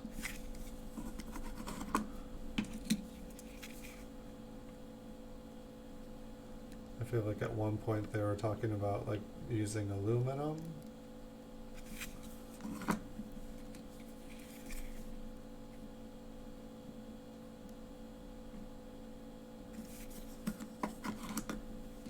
Right, we're almost done with this box.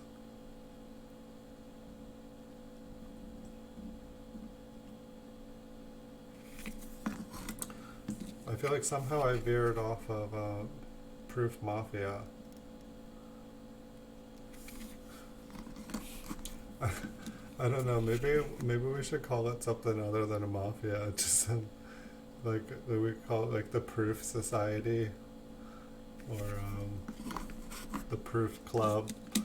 Just I feel like when you call something mafia, I feel like it sounds like something that's eventually going to get you arrested.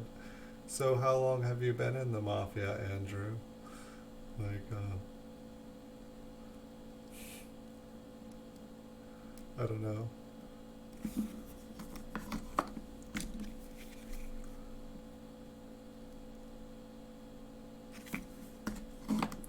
I mean, I think it sounds great, don't get me wrong. Early proof pioneers. So, do you have a YouTube channel yet? When are you gonna start your EPP? Right, so that is that box. Put this box. My desk is starting to look more like my old desk, where there's just like boxes and boxes and boxes of coins everywhere. Proof.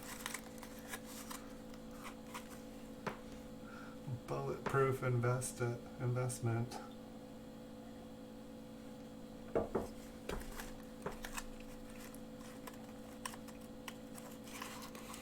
Alright, so hold on one second. See, it looks like 1921S. What kind of coins? Looks like I see more 20s. Next handful has another 20 on it. Probably won't make a coin channel. I mean, it sounds like you are into marketing and you were talking about doing Facebook and stuff. Do you have a channel? Just under a different account? Do you do like, I mean, it sounded like you were asking about like sources for Indian headsets and stuff earlier. Let me turn the light off here before I get any glare here.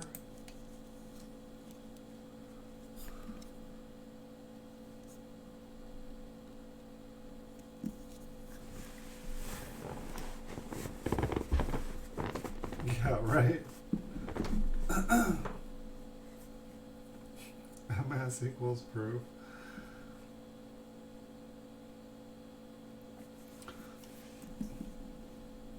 Plenty, oh proof.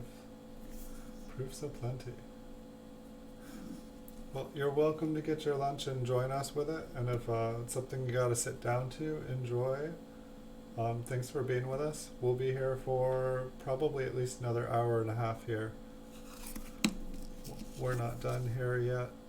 This one's got a nice lamination error, like / like die crack or something going all the way across the reverse, straight through the middle. It's pretty nice. Proofers.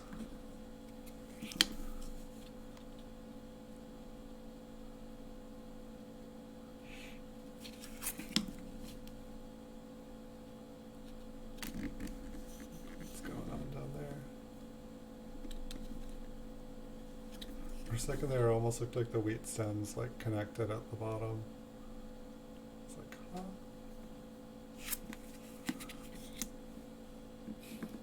Cool. We'll continue conspiring up a good name here. And I mean, like basically, like I mean, it's like I buy whatever I think I'm gonna be able to make money on eBay, for sure. Small cent category is definitely where I hang out. You know, it's like you were saying, you know, good thing I'm not in all the different categories. Like, I feel like I could slowly branch out, and honestly, like, in some ways it seems like it would be good to branch out, because if I did, so if someone's looking at, you know, if someone's looking for a nickel and I have nickels, and they find what they're looking for in a nickel, then they might come and look at my pennies and be like, oh gosh, this person's got a lot of pennies. You know, that would probably be good for my business, but it's just, I find that when I start buying the nickels or the dimes, then I don't have the money to buy the pennies that I want. You know, it's like I have just enough money to like pick up all the good stuff in the cent category, but you know, then I see all these people like, you know, like Cointable, like just like cracking these things and like sending them back in, and I'm just like, wait, so he's like consistently seems like he's making like thousands of dollars just cracking open. I mean, it just seems like that, you know, some of the other coins, like the $50 and quarters, they seem to have higher prices, like more people collect them or they're more rare. I don't get it. I don't get why some of them.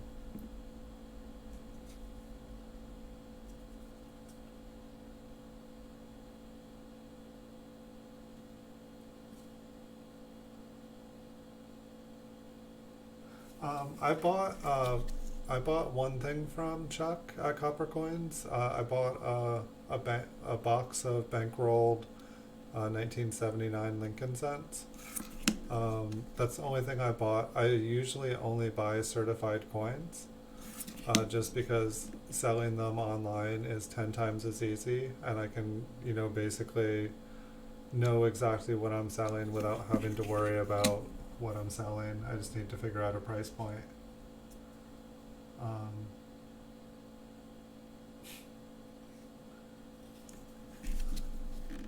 but I think Chuck is awesome. I was gonna raid his channel earlier today, and I had 5 coins left in the box, and then I was gonna bring everyone over, and he ended his stream right before, and so we ended up uh, Tyler and the coin collecting with Tyler. He suggested a guy named Justin.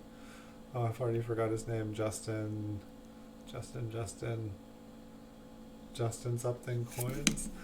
I can't remember now. But the guy seemed nice. He was like looking for double dice and quarters and doing some coin searching, and so we rated him.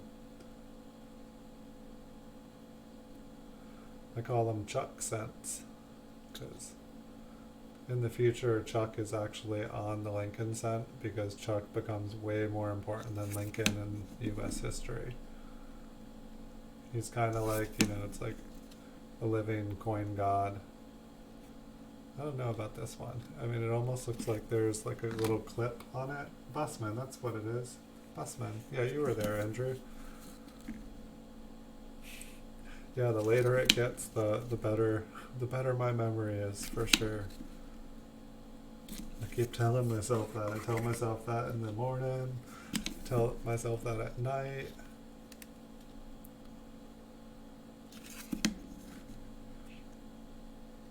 I forget how forgetful I am. He's your homie? Yeah, we got to check him out. I had like, the reason I had to end my stream earlier was so that I could make more videos for my eBay store. So I came and stayed and hung out for 15-20 minutes, hit the subscribe button so that I could find him again, because when I'm not making videos and I'm not working, I'm pretty much, and I'm not doing all the other million things, but when I actually can chill, I like to see who's streaming and what other people are doing, because that is how I learn. And it's relaxing and fun, and so I always welcome finding something new on YouTube, because since I started when I first got on YouTube making videos, I made like 1,500 videos before I even like stopped to like look at what I was doing and stopped to like look around and see what other people were doing. And I'm really, really glad I did, because that's really when I started learning a lot more.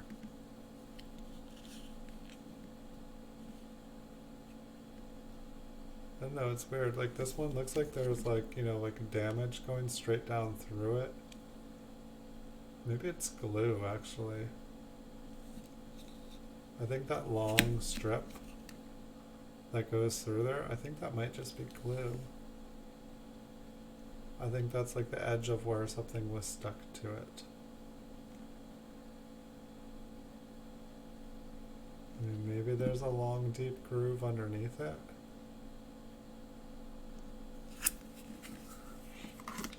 Don't know. He streams till 7 a.m. Well, that's what I was thinking about doing last weekend. I was like, whoa, I haven't, when I used to game, I used to do like 20-hour streams.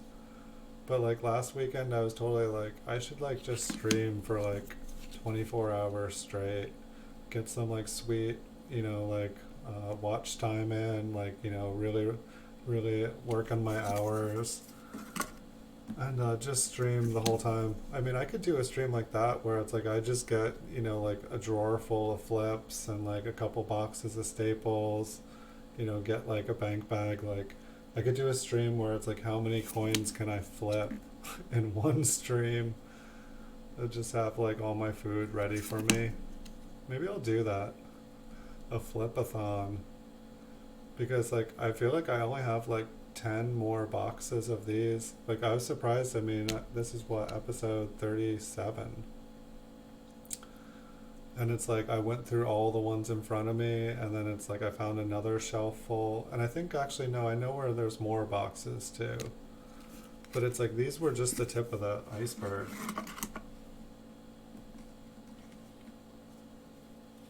Yeah, me too. I have short memory. I'm a good worker. I'm a hard worker. I'll work and work and work and work. Um, but it's like, I don't know. It's like I know how to do what I'm doing over and over and over again, and I don't get bored.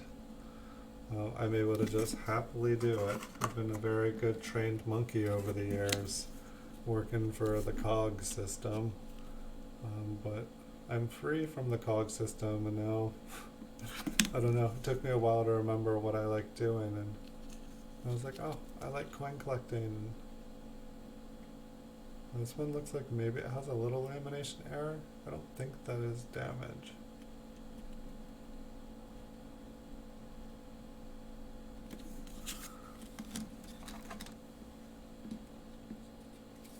Nice.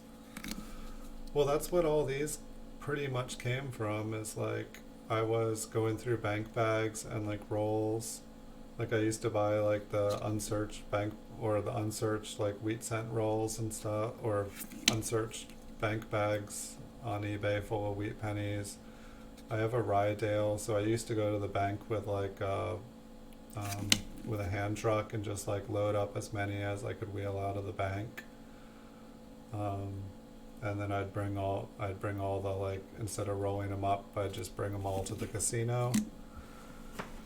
And I did that for years. And so that's why I have all these coins, because these were, you know, supposedly the better coins. When you're looking through a bunch of, you know, like unsearched coins, most of them are pretty messed up. And so these ones seemed good, but I guess I didn't know, you know, like nowadays I probably would have let over half of these, you know, just go. I would have just thrown them back in the bag. But I never found any key dates. I never found any key dates looking through, like, I probably looked through 5,000 count bags off of eBay. Like, the post office people hated me. Like, they really hated me. They all had, like, back injuries and stuff from, like, picking up, like, a box, like a flat rate box, and having there be 70 pounds with, like, 10,000 pennies in them.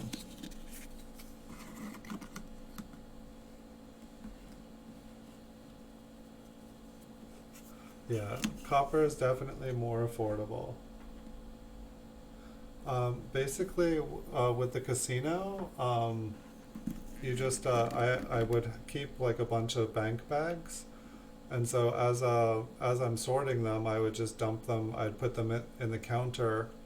I'd Once I had like a bucket, I would just run them through the counter into a bank bag until I got 5,000, and then then I would, like, tie up the bag, and then I would just keep doing that until I was through, ready to go, or as many as my car could hold, because they would totally weigh down the car. And then I would have a friend, and like one of us would just run bank bags into the casino, and like every time we brought in more casinos, like I brought a wagon and I was gonna wagon them in, and they're like, no. But they took like a 5% cut. I think it was free the first 2 times I went there. And then when I came back, there was a sign that said, like, if you have over $100 of change, it's like a 5%,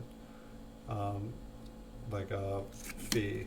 But what I realized is that I was separating the zinc from the copper, because my Rydale would separate the zinc from the copper, and then I would look through the zinc to see if there was just anything breathtaking. But for the most part, I would just search the 1982. But then you can also separate all the wheat pennies with the Rydale, so it's like, you would get any funny coins and all the wheat cents out of the copper coins, like, real quick. And it was like pretty much, but it's like, so what I figured is that rolling them up, it took longer to roll them up than it did to search through them, because the machine basically separated everything for me. And then you get all those like paper cuts and stuff and like shred your hands. And so what I realized is like, if you're trying to make this into a business and like 30% of a box would be copper, if I search through 3 boxes, I can triple my money on 1 box. So basically, or I'm sorry, like double my money, like, 3 boxes gives me 1 box that doubles the money. So I spend $75, I make 100, and then I lose 5% cashing out. And so, do that times 5 and you make $100. So 15 bank boxes, you can make $100 off of turning the copper into bullion. But you don't turn it into bullion, you just leave it as copper. You just leave it as pennies, because why melt it down into a bar? It's illegal, when you can just have it in a bank bag and it's as good as cash when you need cash, and it's, worth its poundage in copper. And it's like no one else has got, they'll buy it as, either you sell it to a collector, wanting, all copper coins, or you sell it to someone who wants to buy bullion, and it's copper bullion. But, for the most part, it's like, it's a lot of weight, it's a lot of moving. You're limited by different factors of, banks. I had, at that point, I had like 8 different banks.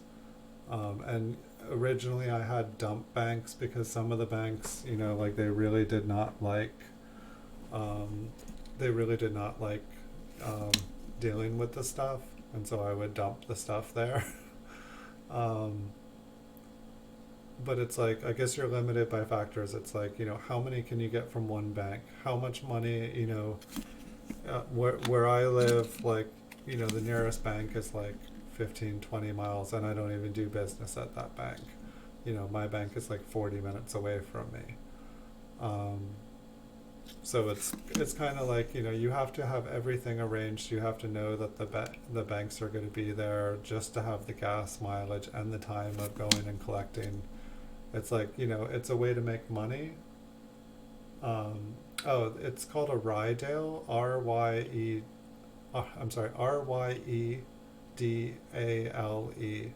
If you ever go to like coinflation.com, if you've checked out that website, there's a link usually on the right hand column there. But if you Google it, I'm 99% sure. I just wanna, I told a couple people this, and I believe it still exists.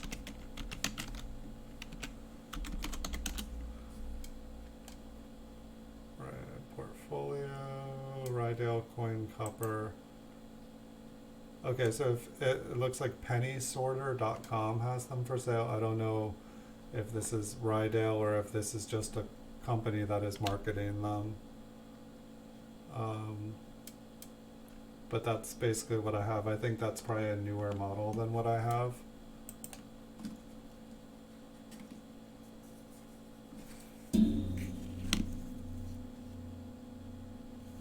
I was finding about 30%. About 30% of the coins were, and then there's also other advantages, but then I think I was averaging about 16 wheat pennies per box. So I would have to do the math of like how many it would take to get a 5,000 count bag or whatever. But it's like, I would find a lot of problem BU, I'd find like a problem BU wheat cent in every box pretty much. But then it's like, okay, what do I do with all these, 1950s that have mint lusters on them, but, has like a big spot or a scratch, or, there was a reason that someone hadn't already yanked them out. But it's interesting, I'd find like silver coins in them too. It's like you wouldn't think that you would find silver coins, but the silver dimes seem to fall into the pennies as well, especially like foreign silver coins.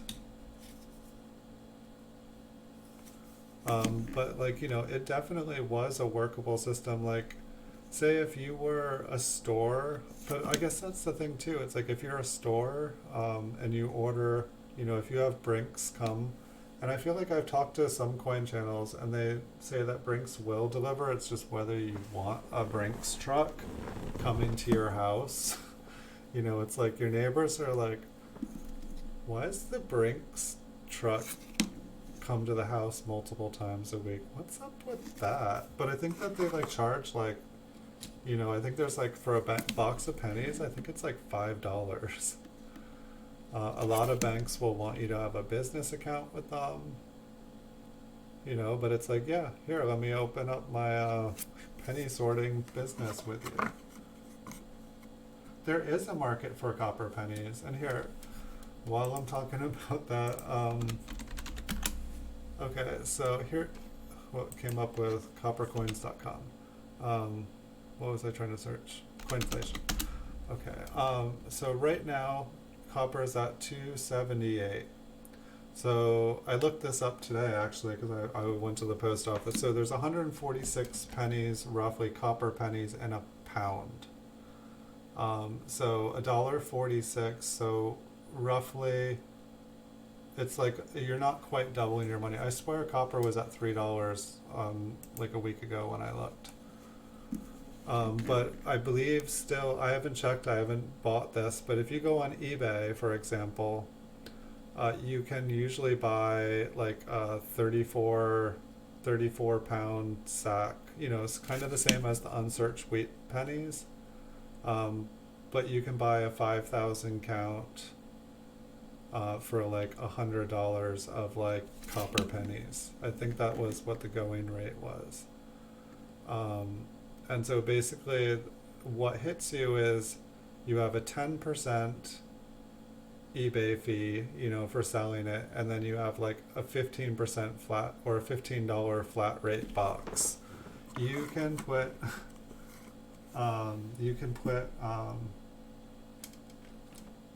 70 pounds in the large flat rate box. I think it costs $14.80. What was I going to look at? I think I should just stick to keep talking and looking at coins. Here we actually got a mint mark here. Oh yeah, I was gonna look at you. Oh yeah, because there's a something on the back. I'm thinking that's damage. Here, wait. Yeah, I was gonna look. Unless one of you guys wants to look to see what they're on eBay. I'll do it quick though. 5,000 copper cents. $200. Hold on, I'll go to lowest. There will probably be auctions that'll get confusing. 5,082s, that's a great place, but that's zinc. 5,082s, pure copper, $75, $16 shipping and handling, so that's $91, no bids. And then 87 plus 13, so yeah, it's still $100. Let's look at sold. Someone sold them for cheaper. 62 plus 16, 88, 89, 89, 89. Looks like maybe people have been accepting 89s, but whoa, there's a lot of ones going up to 200, but a lot of those are bank bags, like if you have solid bank bags. Yeah, this person has the same coin sorter I do. I still have all the equipment to do it. Sorry, I'm all yapping here. I'll keep looking at coins. So this is what happens to me like late night when before I used to start streaming, I'd like, you know, I'd be doing one thing, sorting coins, then I'd be like, oh yeah, I haven't checked out anything on eBay tonight. And I'd like go on eBay and then I'd be like, oh yeah, I was gonna go to the bank and oh, what am I doing this weekend? I'll go here, and it's like I'm like this project, this project, this project, this project, and it's just like chill out, pick one, do it.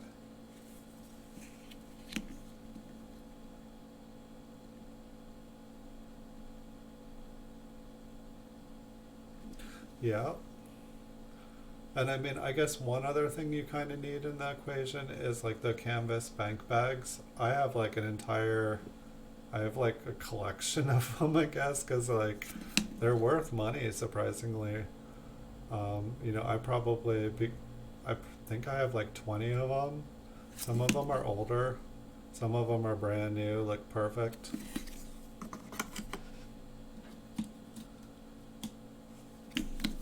But I mean, it was a good business. It was just, and what I feel bad about too is like I pulled out all the gem, really nice ones, and was like making basically gem beautiful bags. And then at one point I was moving and I needed money, and I just put them all up as bullion bags and sold them. And I hadn't checked them for like any errors or anything like, and it was basically like, you know, the most beautiful pocket change you could have gotten. Like I don't think I have any of my memorial like really nice looking like pocket change picks anymore. I think I gave them all away, or just as copper.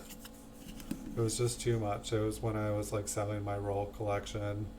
Basically, I just like cashed in the roll collection, cashed in a bunch of the raw stuff, um, and then bought high grade, like graded stuff. Because it's way easier to organize. I know what it's worth. I know how much I paid for it. I know how much I can sell it for. Everything's in a spreadsheet. It's like when I work with certified stuff, I know what stuff's worth. I know what I have. I know what I don't have. It's like all this stuff. It's like kind of impossible to organize. It is possible to organize it for sure. A bunch of it has like this one was number 263, or it's like I think my like things went up to like over $10,000, like or 10,000 different numbered coins. And then I think that's why I stopped when I got up to 10,000. I was like, wait, I have nearly 10,000 coins for inventory. I need to sell these 10,000 before I invest in more flips and more boxes. But it's like, yeah, I'm pretty sure I have way more than 10,000. Like I probably have like over 100,000 of these flipped coins. And it's just like I need to, I don't know. It's just crazy. So I guess it's like, when it's like you think of like buying stuff, or like, I don't know, wheat pennies are funny because it's like, it's like they are worth money, but it's like, all like nickels and dimes and like a little here, a little there. And it's just funny though when you start asking yourself, how much is your time worth? And that's really why when I started asking myself, why am I working 20-hour days, making a few extra $100 off of these, going through pennies. It's fun. But I guess like, yes, it could be turned into a business, and yes, it could be profitable. But are you doing it because you love it? Are you doing it as a hobby? Are you doing it to relax? And at what point when, you're breaking a sweat doing it for 20 hours straight, is it a hobby? Or have you turned a hobby into work? And then if it's work, do you know a smarter way to work? That's just kind of how it's been. It's like kind of how I've learned it. And it's hard too because it's like, I have so many of these. But it's like, part of me just feels like, if I just, gave them all away somehow, or just, put them all up for one price and just, moved on, it would be like a burden lifted off of me. But I put so much time and energy in it to just walk away from it. It doesn't feel like that would feel good anymore. Like, I mean, like, I went through, like, 5,000, like, from my records, I went through, like, 5,000 count unsearched wheat bags. And then there's all the rolls, and then there's all the bank boxes, when I was doing the bank box stuff. It's like, I went through, like, millions and millions and millions of wheat pennies. And it's like, the kind of sad part is, it's like, these are the best coins that I have to show for it. But it's like I guess it's just about working smarter, when, on eBay, like we all know that the unsearched bags are searched. They're, like You know, occasionally maybe one has some coins that hasn't been searched, but like at some point in all these coins' histories, they've been searched. You know, you probably have a better chance of finding a rare coin in your pocket change, honestly, than a bag that's been put together on eBay. Like I think I would, you know, like looking through all those bags, I never found a key date. I never found a 14D, a 1909S. I never found a 1939S. I found maybe a dozen fake ones, but no real ones. And so it's like for the price of one bag of unsearched wheat cents, you could buy yourself a 1909S and a 1914D. Save yourself a bunch of time, and when it comes time that you don't want your coins anymore, you sell your 1909S and you sell your 1914D, and you're out. Instead of like, I have 5,000 wheat pennies, what do I do with them? It just, I think I started watching like hoarder episodes and picker. You know, I started watching pickers and storage wars, and like all of a sudden, like I was like buying storage units and I filled up like my spare bedroom. And then I watched hoarders, and then I was like, okay, everything's gonna go on eBay, and all the furniture and all the stuff I got from the auctions that doesn't sell in a month, when I move to my next house, I'm just gonna give it away. And so I did that, and I was free of all that stuff, and I made all my money back from the storage units. But then I was like left with like all the stuff that like had value, but no one seemed to want to buy it. So and it's just, you know, like eventually you need your house, or it's like, oh, I want to get another storage unit, but my house is full. It's like, so it's like storage war or hoarders for the win. Hoarders definitely did me a favor. It's like Lincoln walked into a wall.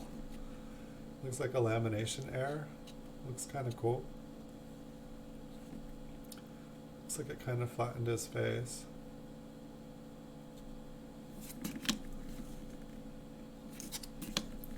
I definitely found a lot of lamination errors. Like I feel like in the like 37 episodes here, like we've like looked at like probably like 200 of them. This one kind of looks like a wood grain. Improper metal alloy.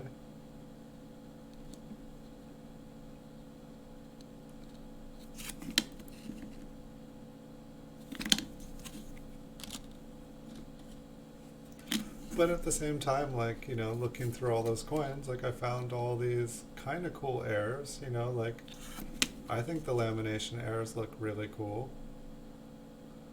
Like I think the wood grain coins look really cool. I think, you know, the Liberties and the die chips and, you know, the RPMs and stuff that I do find, like I think they look really cool. And so it's like, but at the same time, I don't know how much. I feel like the longer I looked, it did seem like more. I was finding less and less stuff. I do feel like that was true. I don't know why some nights my camera goes all fuzzy on me, but it seems like almost like I feel like I can't see my eyes. Like my face is clear, but my eyes like look like clouds. It just looks weird to me.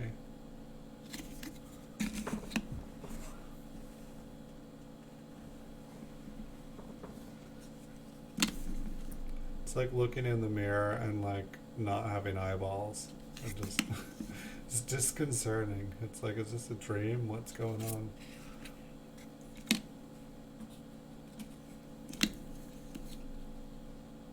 Meanwhile, Andrew has started the Proof Mafia without me because I started talking about Rydales. But yes, I think I'm gonna have to have maybe, Andrew, if you're still there, maybe we should have like I'll advertise a stream or something, like we can like basically declare that we're starting a Proof Mafia and or like a Proof Society or something, and that, you know, we're gonna buy up all of this one. Looks like I think a lamination error. It might be. It just looks like it doesn't look like scratches, but I feel like, basically we need to, I feel like it would be much easier if there was like 10, 20 people all doing it, because it would be much less of kind of an investment for everyone, and there would be less risk because we could control the supplies so much easier.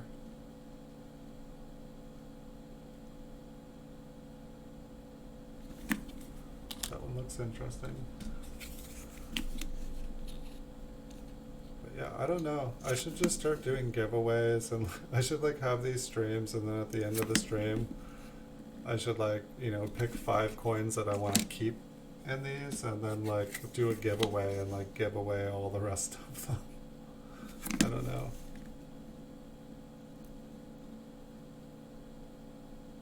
I mean, maybe we should start a thing where we're like taking applications, like, can you commit to buying one proof coin of your choice from the free market every week or something, like, I don't know. I mean, it's like I feel like I could pretty much commit to buying like one a day, of various grades. I don't like, obviously I don't think I can afford the proof 36s and 37s. I'll be honest with you. They're just, I've looked at them. Like, I'd like to hopefully pick up one. Why are my eyes all... See, it's like it goes for 1 second.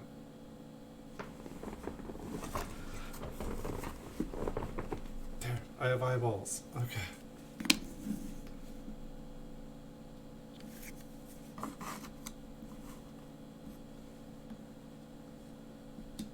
Ideally, all of America buying, yeah, right.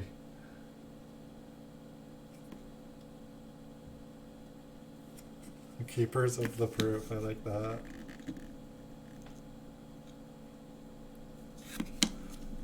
It's like we're not conspiring, we're custodying, we're keeping them safe. We're keeping them safe from the people, because the people can't be trusted with them. They will use them as hockey pucks. Little miniature hockey pucks. This one looks pretty. What's wrong with the back? I love that. It's like, I love it when I'm like, this coin's really nice. It's got a nice texture. The detail's pretty nice. Oh wait, I haven't looked at the back yet.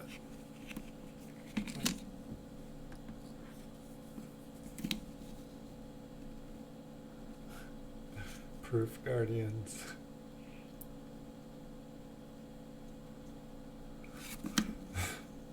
We could call it like the 1%. The 1%'s proof.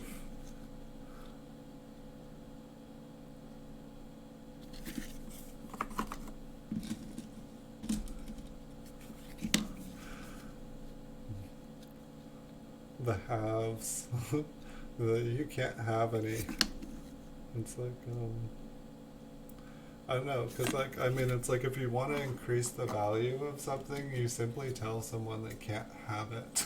Like, it's like, oh yeah, no, I'm sorry. Yes, no. The 1%. That's hilarious.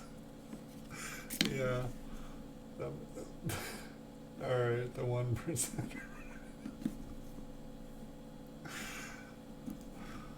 Oh, I like it. Yeah, no, that just makes me laugh.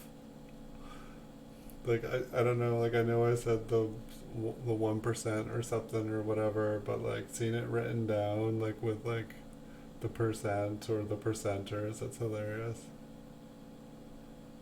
You can't have... Tyler is going to take them all. That boy's got ambition. I love it. Like, I don't know, there's nothing I admire more of seeing like someone in the younger generation like taking like just having ambition. Like I think it's just so wonderful. Like I remember on one coin channel, there was like a younger kid, and he was on, and like he was saying like the bank tellers were giving him trouble, and like, but it was just like, I really admired him, like trying to like, start a business, and like he was like, trying to, I think he was like 10 or something. He like walked all the way to the bank like to get the coins, and like then the teller wouldn't sell him any coins, and like we were like trying to give him like tips of like how to deal with tellers, and like, be really nice to them, like let them know that this is what you do for a business and that they're helping you. Like, explain your business to them, and like older people love helping younger people. It like makes them feel good that like they can help someone, like especially someone that's like trying.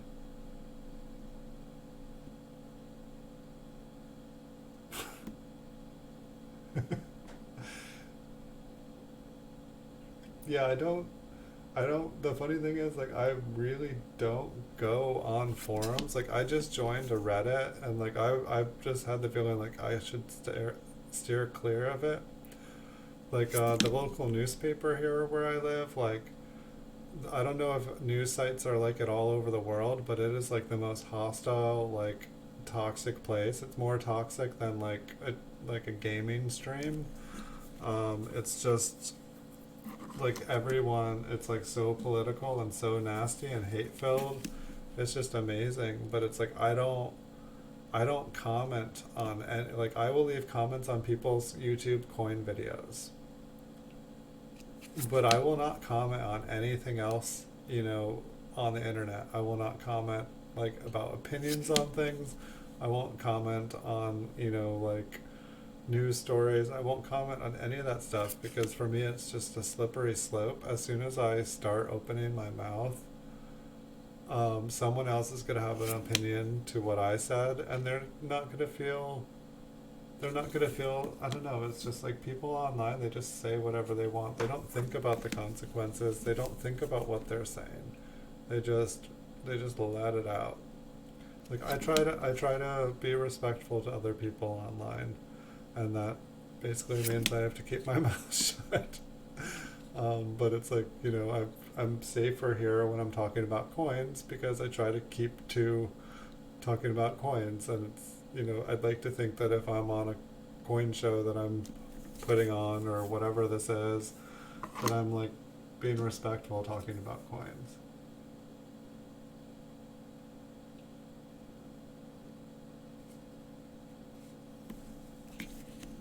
Bradley's coins? I think I've seen Bradley's coins.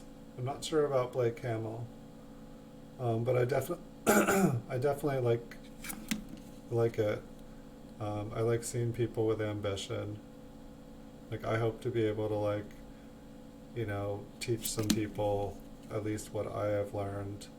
It's like I'd love to have like, like a young, energetic person. Like it's just inspiring though because it reminds you of why you do the things that you do, and it kind of brings back and it makes those dreams kind of like come back to life, or like some of the energy you get. I don't know. It's like it's energizing, and it's fun to see people happy and excited.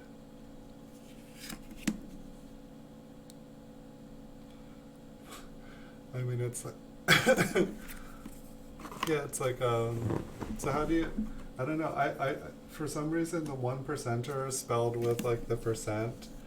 Um, like I feel like I feel like it's subtle, um, but it's subtle, but also kind of rude.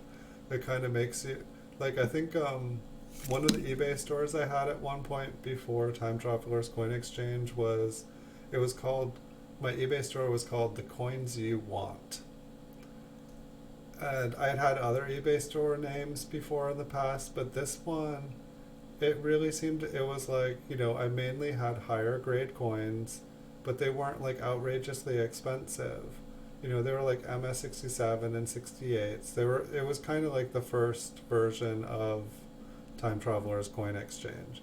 I had other coin stores before it, but the name really seemed to work.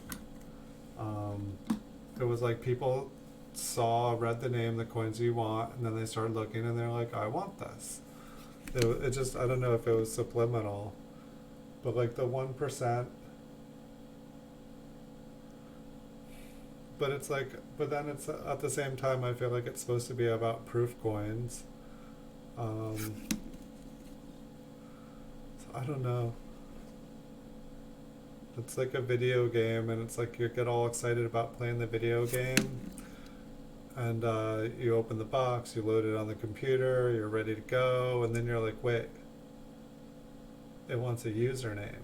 What's my username? That username's gone, but I always use that one. All right, I'll do this one, and then all of a sudden, you know, you have created a name, and you're like, Frank the Duck 762Y. And it's like that. How did I wanted Thundercats? Like, how did I get all the way from there? It's like, well, that was the only one that was left. We'll look at that one a little. Proof Hunters. Have you seen, like, you've probably undoubtedly ran into, I think it's like gifts. I think the username is like gifts for you or gifts for you online.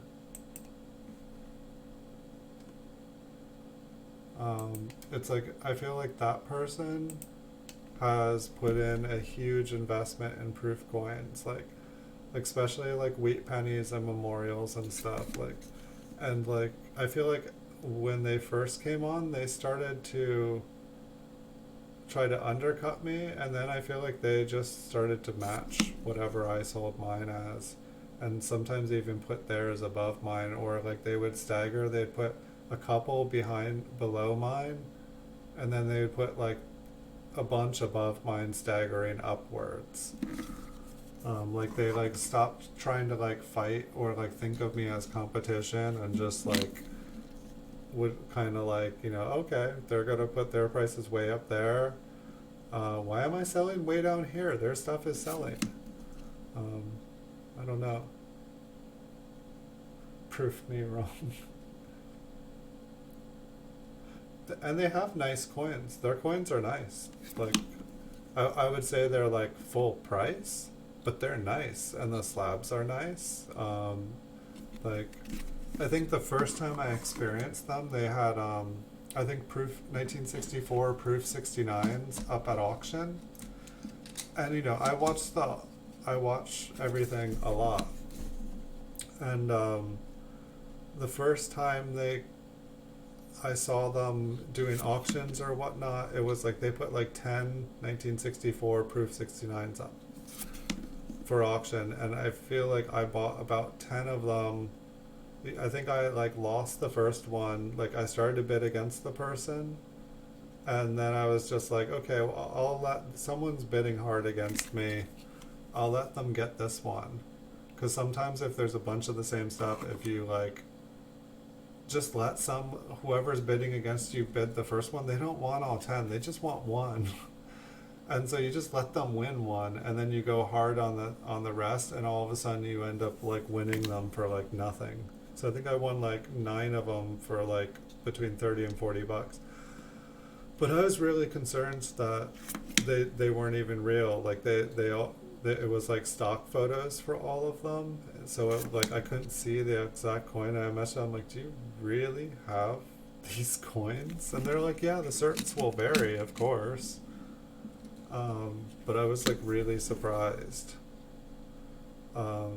And so it's like, I don't know where they got all their coins. They just appeared one day, like out of the blue, with like a massive amount of them. And it's like, it seemed like they were putting everything. I mean, maybe they weren't on my radar or something. But I feel like they started on the marketplace just like flooding with auctions, and then all of a sudden they saw me putting everything up for way higher as a buy it now, and then they just stopped auctioning and just put all their stuff online. And I think they've been way happier since they did that.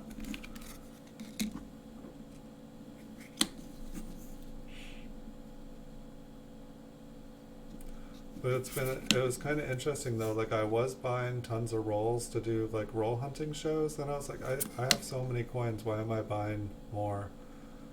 So I started putting them up at auction now, and I cut the price back a little bit. But then like I haven't even put like I put like a third of them up for auction from buy it now, and like all of a sudden people were buying it now. The ones that were left, I don't know if they thought they disappeared or what, if they thought they sold, but all of a sudden people were buying those, and there's like auctions that people are bidding on, or there's one auction that they're bidding on now. But it was like weird, like it's like I just moved from a buy it now to a auction price, and all of a sudden there's like a ton of interest. It boggles my brains. Like I did reduce the price a little bit. You bought some coins from them today. Yeah, you'll be happy. You'll get what you pay for, like for sure. And they definitely have some of the top pop stuff. It's crazy.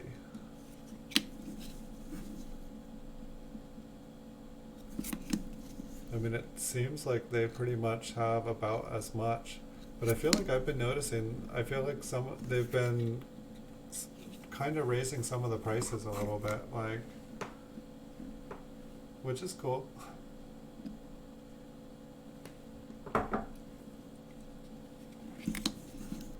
When the other people that are selling similar things that I am, they raise their price, that means that it's time for me to raise my price.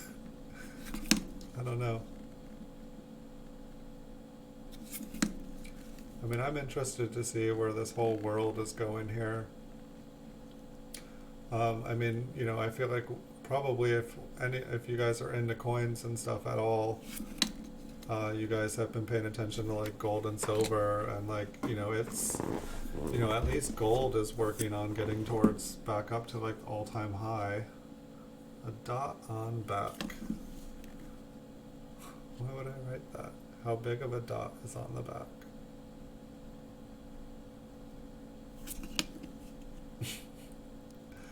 Got it. Like before you start to go, oh, that's kind of nice. I mean, what's like like a fine 15? Oh yeah, I can raise all the prices. And that is actually one of the, like 2 years ago, I think it was like my mortgage went up. You know, I have a fixed price, but apparently they like messed up, and what was it? Basically they messed up the property taxes and stuff, and like they weren't paying it out.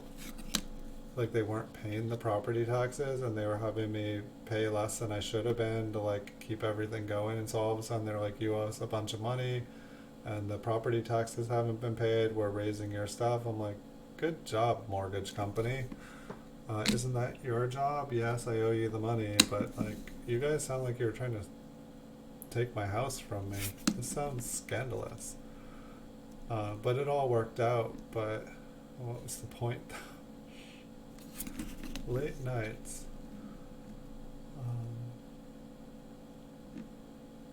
Oh yeah, so like, and then like my internet raised the price, and like everything just all, like, I'm like, everyone just raised the price of like life on me by like 10%, like all at once. Like this is just not cool. And so I'm just like, I'm gonna raise the price of everything in my store by 10%.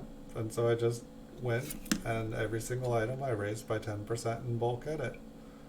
And what the funny thing was, my sales like increased by like 200%. I was just like, what? I was like, my sales have been relatively slow. All of a sudden my prices go up, and so I'm like, do I work harder or do I work smarter? I'm like, I will raise the prices on my stuff like everyone else did it to me. If my prices increase, your prices increase. That's just the way it works.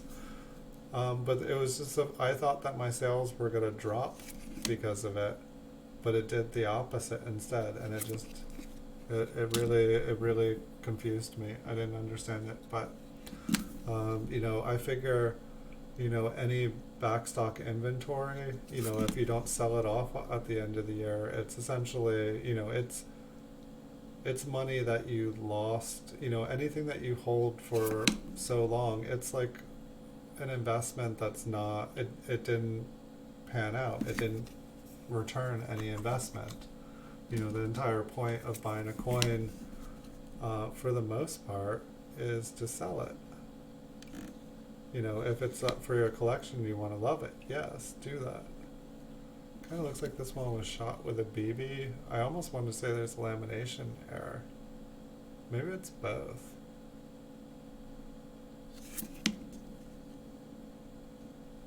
This is definitely a weirdo. It's like the back is all raised up, like it got pushed in. I guess we can look at that spot. I mean, it could be a damaged coin with a lamination error as well. I just can't quite tell. But yeah, that was one crazy thing of just coming to the conclusion that, okay, yeah, prices go up. Sometimes we have to raise our prices too. But it's like, I'm interested to see kind of where the world goes. Yeah, right. This says it's a 24D. Oh, did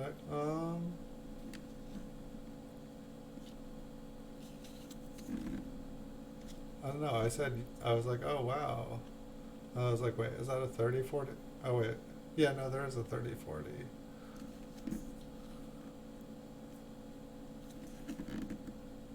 I think I'll zoom in on that one.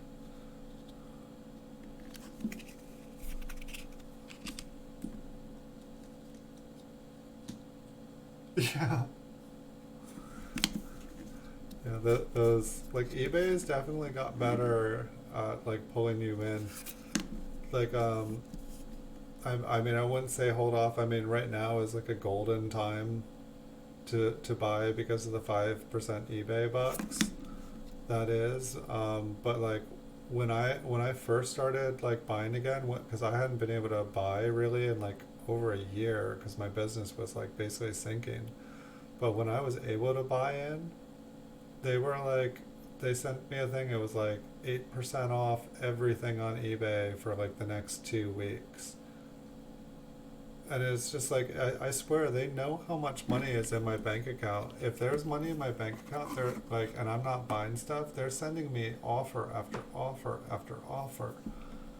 And it's like, it kind of feels invasive in a way. Like, you know, it's like, oh wow. And then it seems like and then it's like, it just seems like the deal's not going to get sweeter. And it's like, I spend all my money.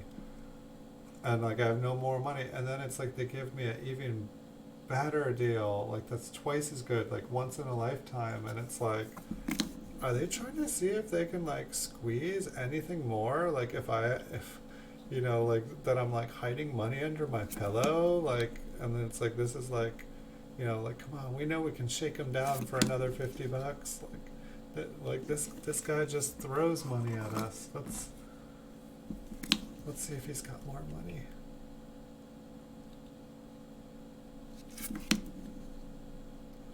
But yeah, having a, like, I really should do this. Someone gave me this advice a long time ago.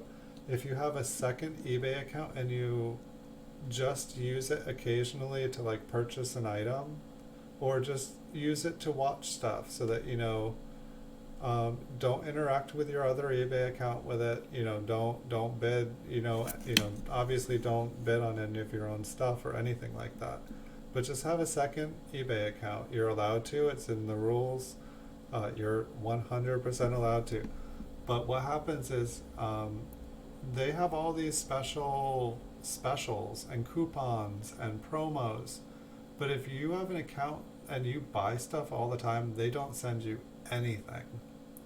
But if you have an account that hasn't made a purchase in a while, they will send you email after email after email with deal after deal, specialized towards you. And so my advice is, have a second account and then don't buy anything on it. And you will get sweet offers. And then on your normal account, have your watch list, know what you want. And then when you get one of these sweet offers, you know, like 20% off a purchase of $100 or more, buy it. Like, and then it'll be, you know, and oftentimes they'll even just send, you'll think, oh, okay, that's my one thing for 3 months. But what they do is they do it over and over again, and they get you hooked. They remind you of how fun it is and exciting. Like, gosh, I just realized I almost never get that, like, heart pumping adrenaline rush. I used to get this adrenaline rush when I was bidding on something I really wanted, and, like, it was coming down to the last few seconds. I get a little excited. There are coins that I get, like, a little anxiety, like, am I gonna win it? But I don't get that heart pumping feeling anymore. And I just realized that while saying it, like, they want to get, that they want to give you that fix and get you hooked on it. They want you to get, like, an auction addiction. I mean, why wouldn't they? So what, this is that one that's, I'm just gonna look at it. Okay, so this is the bent out one, so there should be, like, maybe a lamination kind of in front of his face. But I can't even find. That's looking kind of squished. It's the T, so his face should be over here. That one's just not, it's just too, wait, oh. Sorry guys. This was the 24D. Hilarious. Okay, that looks kind of like a 2. I don't think that's a mangold 3 anymore. And where did the mint mark go? Right there. I think that's a 24D. It's not a very nice 24D. But, and that was, like, damage on the side there. Awesome. And so then this one I think was a lamination error. Okay, yeah. I think that is a lamination error, and then I think it was also shot by BBs and has damage. Yeah, I missed that pumping sound. But yeah, they're good at the advertising and stuff. But it's funny because, like, they don't give any of the deals if you're a regular eBayer. Like, it's like they don't help sellers make profit. Whoa. Is this a double die? 1927.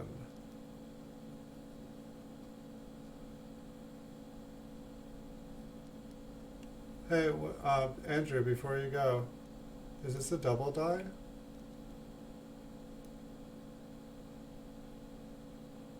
Please say something before you go.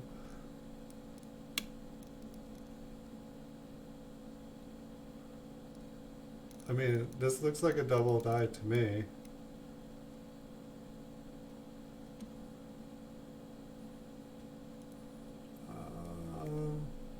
Oh yeah, I even wrote EDD, so I think that stood for error double die.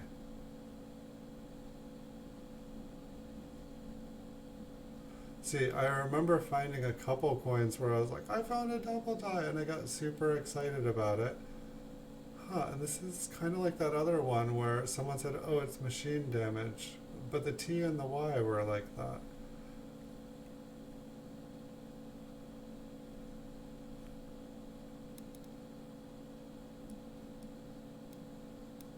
I mean, that does not look like normal machine damage. Like, if that was machine damage, like, that is exceptional machine damage.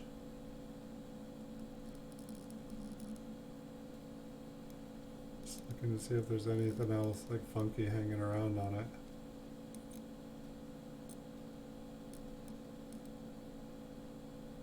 At least I, like, kind of labeled, like, it's like I'm searching for the stuff all over again on the scope, but, like, it says, you can't zoom in, but it says EDD. So at one point I think I found this, and I convinced myself that it was a, or that it might be a double die. That was kind of cool. I wasn't really expecting that. I was kind of getting more into talking tonight. I feel like I had a bunch of points. Oh, but you're leaving. I'm sorry. Have a good night. Thank you so much, Andrew. We will have to talk more about doing the proof. Did you buy any tonight? Have you been buying any? I know we've been talking about it for a while. I know you're going to bed. You can answer me tomorrow, or you can answer me now. I'm just curious. I mean, I've been buying. I think I've actually bought a proof one every day. I just haven't been able to like clear out categories. There are a couple more, and what tomorrow?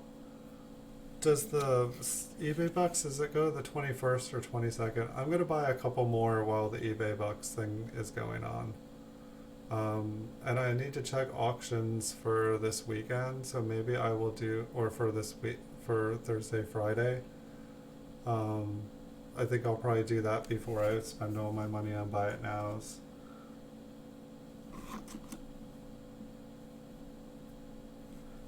Just the Walking Liberty proof. Cool. Okay. Yeah, I'm definitely gonna buy. See, it's like I'm torn between basically buying a couple more older proofs, which are basically essentially priced above price guide, or buying a couple ones that are later, that are more common, that are below price guide, if that makes sense. It's like, I'm trying to justify buying the ones that are older and more rare but cost more money than they're worth, or buying the ones that are less rare and below what they are listed as.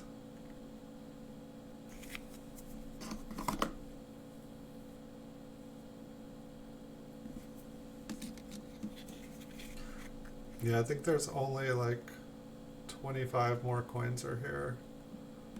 So hopefully, I'm glad you didn't miss the double die one, or whatever it was there. I put it aside. I'll look at it again tonight. It's a different mint mark. It looks like kind of fashionable. 1925D. That's a good looking mint mark. They should bring that one back. Yeah, I think I'm going to spend some time on eBay after I finish here. I think I'm going to pour myself like a gigantic glass of water. And then I'm going to spend some time looking. I feel like it's got to the point where I feel like I had to take a week off of just crazily buying stuff and like control my impulse buying. But I feel like I need to, make some decisions. Who knows? Maybe I'll buy the other 160 or 200 proofs that are under $250 tonight. And how about I buy all of the new proofs and you buy all the old proofs? That 8 looks weird to me for some reason. It looks like extra wide. Wait, there's another 28D right here. Oh, that one kind of looks extra wide too. Almost looks like it's got some machine damage on the side.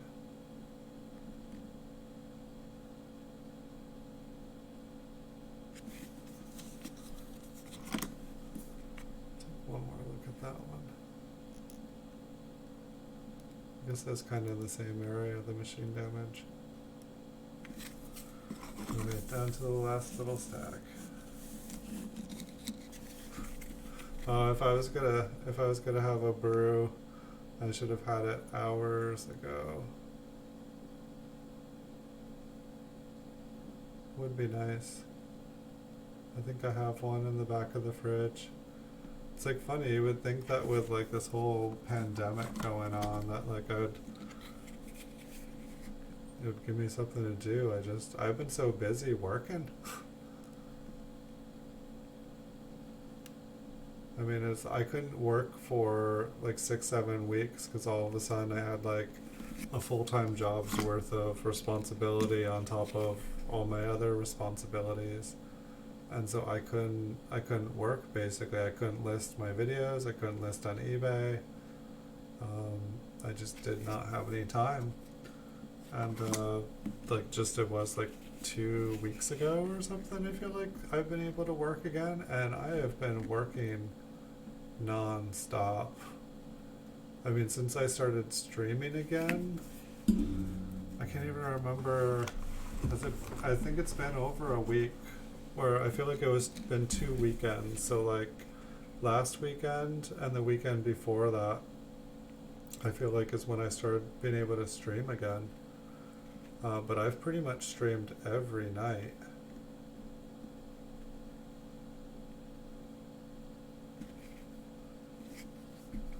That one kind of looks like a wood grain up close. And I've been having fun. I've been learning, but it was funny too because like I was like, oh, I wanted to be able to watch other people's shows when I wasn't able to, and I wasn't able to even watch other people's shows. And like, like everyone else was all like getting together and bonding with the pandemic and not being able to go out, and so people were on YouTube and people were online. It's like probably would have been the best time for my channel to be like online, and also good for my mental health. Because like literally like the first 6, 7 weeks, I think I had like 1 or 2 adult conversations like the entire time. But I'm pretty much a hermit, so that's cool with me. I'm pretty good. But like, when something that's happened that's like never happened before in my lifetime happens, I mean, I guess we've had SARS, we've had Zika, we've had mad cow disease, we've had, killer bees, we've had some weird stuff, but like, this seems like it's pretty much freaking people out more than all that stuff combined.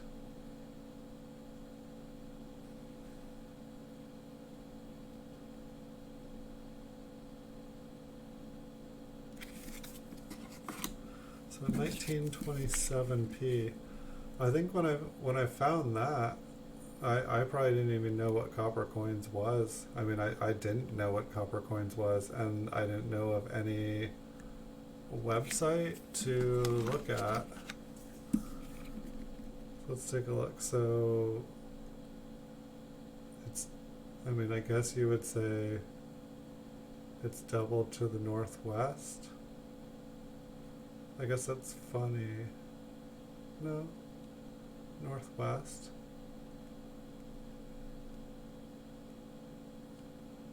And then the Y and the T.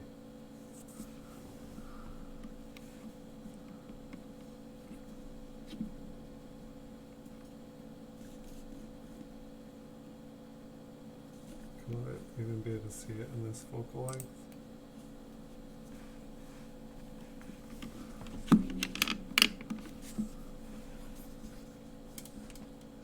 Pop up. I just want to see if I think I'm going to take a moment here and while I'm still on the stream, just so that I don't leave a total mystery, and see if I can find it on copper coins. I don't want to blind you guys either.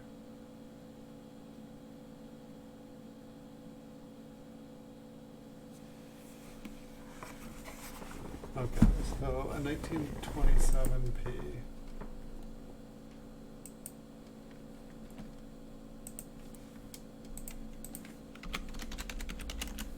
Just because I've never had the chance to look this up. Die variety search, 1927 to 1927. I guess we'll go with a double die obverse, and then if that's too specific, no.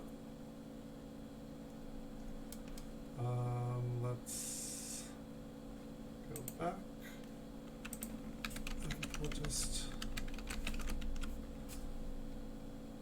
we'll just go with clear search. No.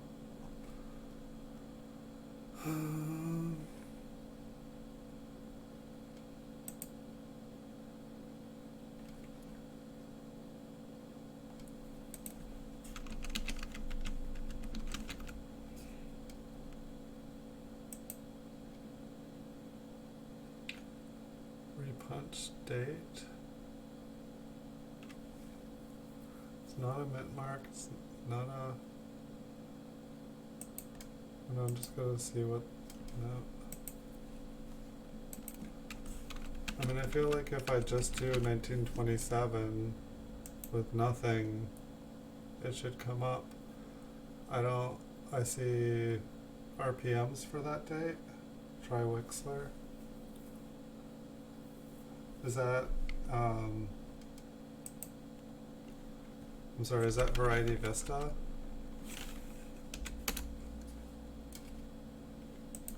Why did that not bring me to Variety Vista?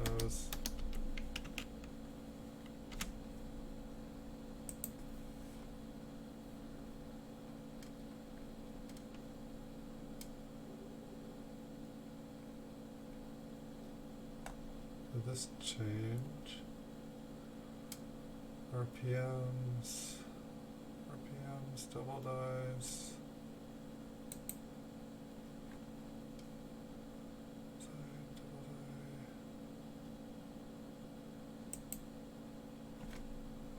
27p. No.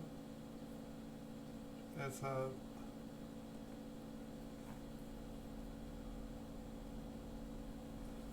What's Wixler? Or Wexler? Like John Wexler?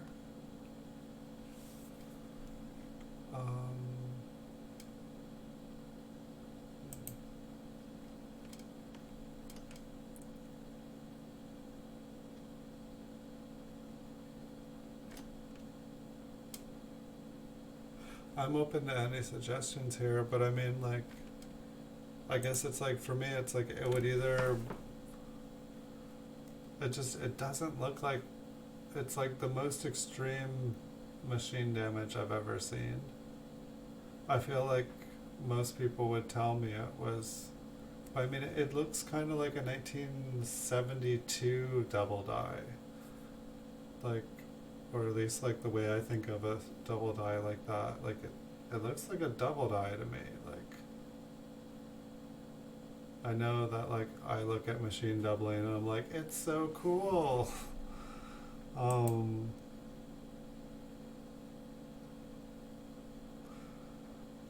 don't know.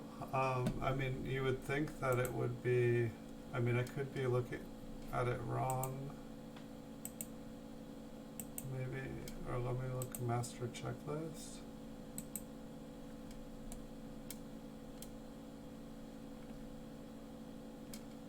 $19.27.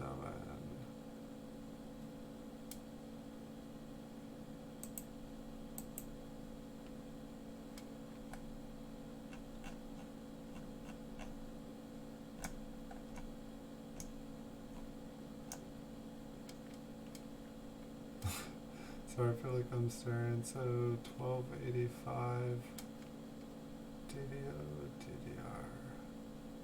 It's an obverse, not a mint mark, design variety. Yeah, I've pretty much always been able to find what I'm looking for on Variety Vista or Copper Coins. I know that there's another one, I think, is it called Konica?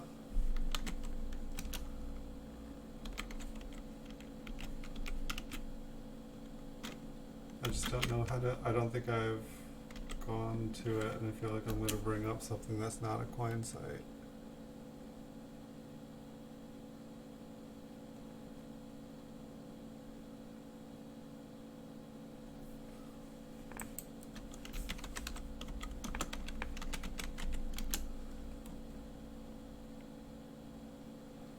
Konica.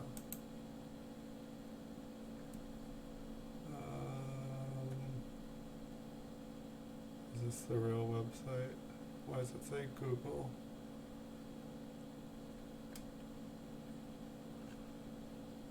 Wow, this is pretending to be something that it's not. Alright, I think it's midnight. I think we will have to leave this as a mystery for tonight. If I got 3 more minutes, if you guys have any suggestions, I will look and try. Or here, I got a suggestion. Why don't I go to eBay and type in 1927 DDO.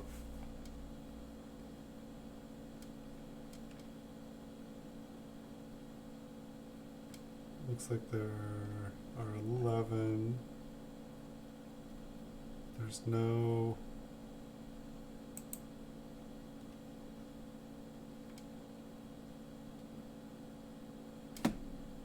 No.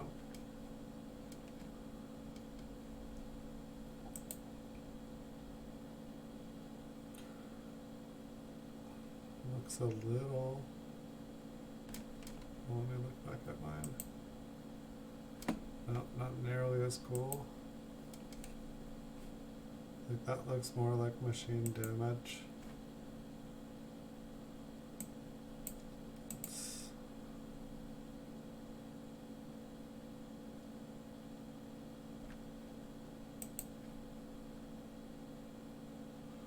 I don't see anything like it on eBay. Sorry to have you guys staring off into nothingness. I'll just check one more time to sold here.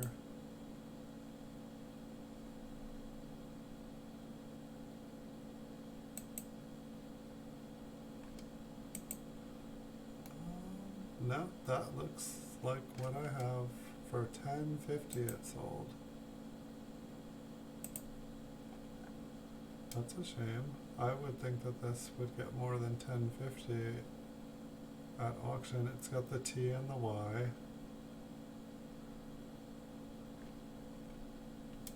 Very nice 1927 Lincoln Cent DDO. Whether it's a DDO or machine damage, there definitely was another one like it on eBay. It sold for $10.50.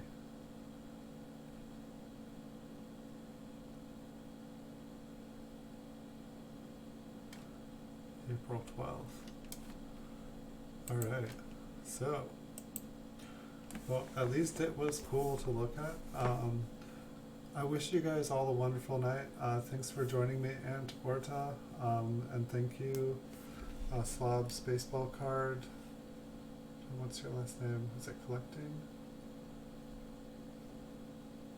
Yes, Slob's baseball card collecting. Thanks for joining me, and thank you to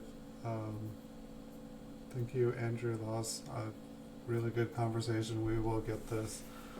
Proof Society, Proof Mafia, 1%ers, 1%. We will get this thing into action. So my next scheduled stream is on Saturday at 9 o'clock, 9 p.m. I will most likely be on tomorrow night at 9 p.m. as well. It seems like I've been able to pretty much get away with it all except for, I don't know if it was a full moon or what happened the other day, but it was some craziness.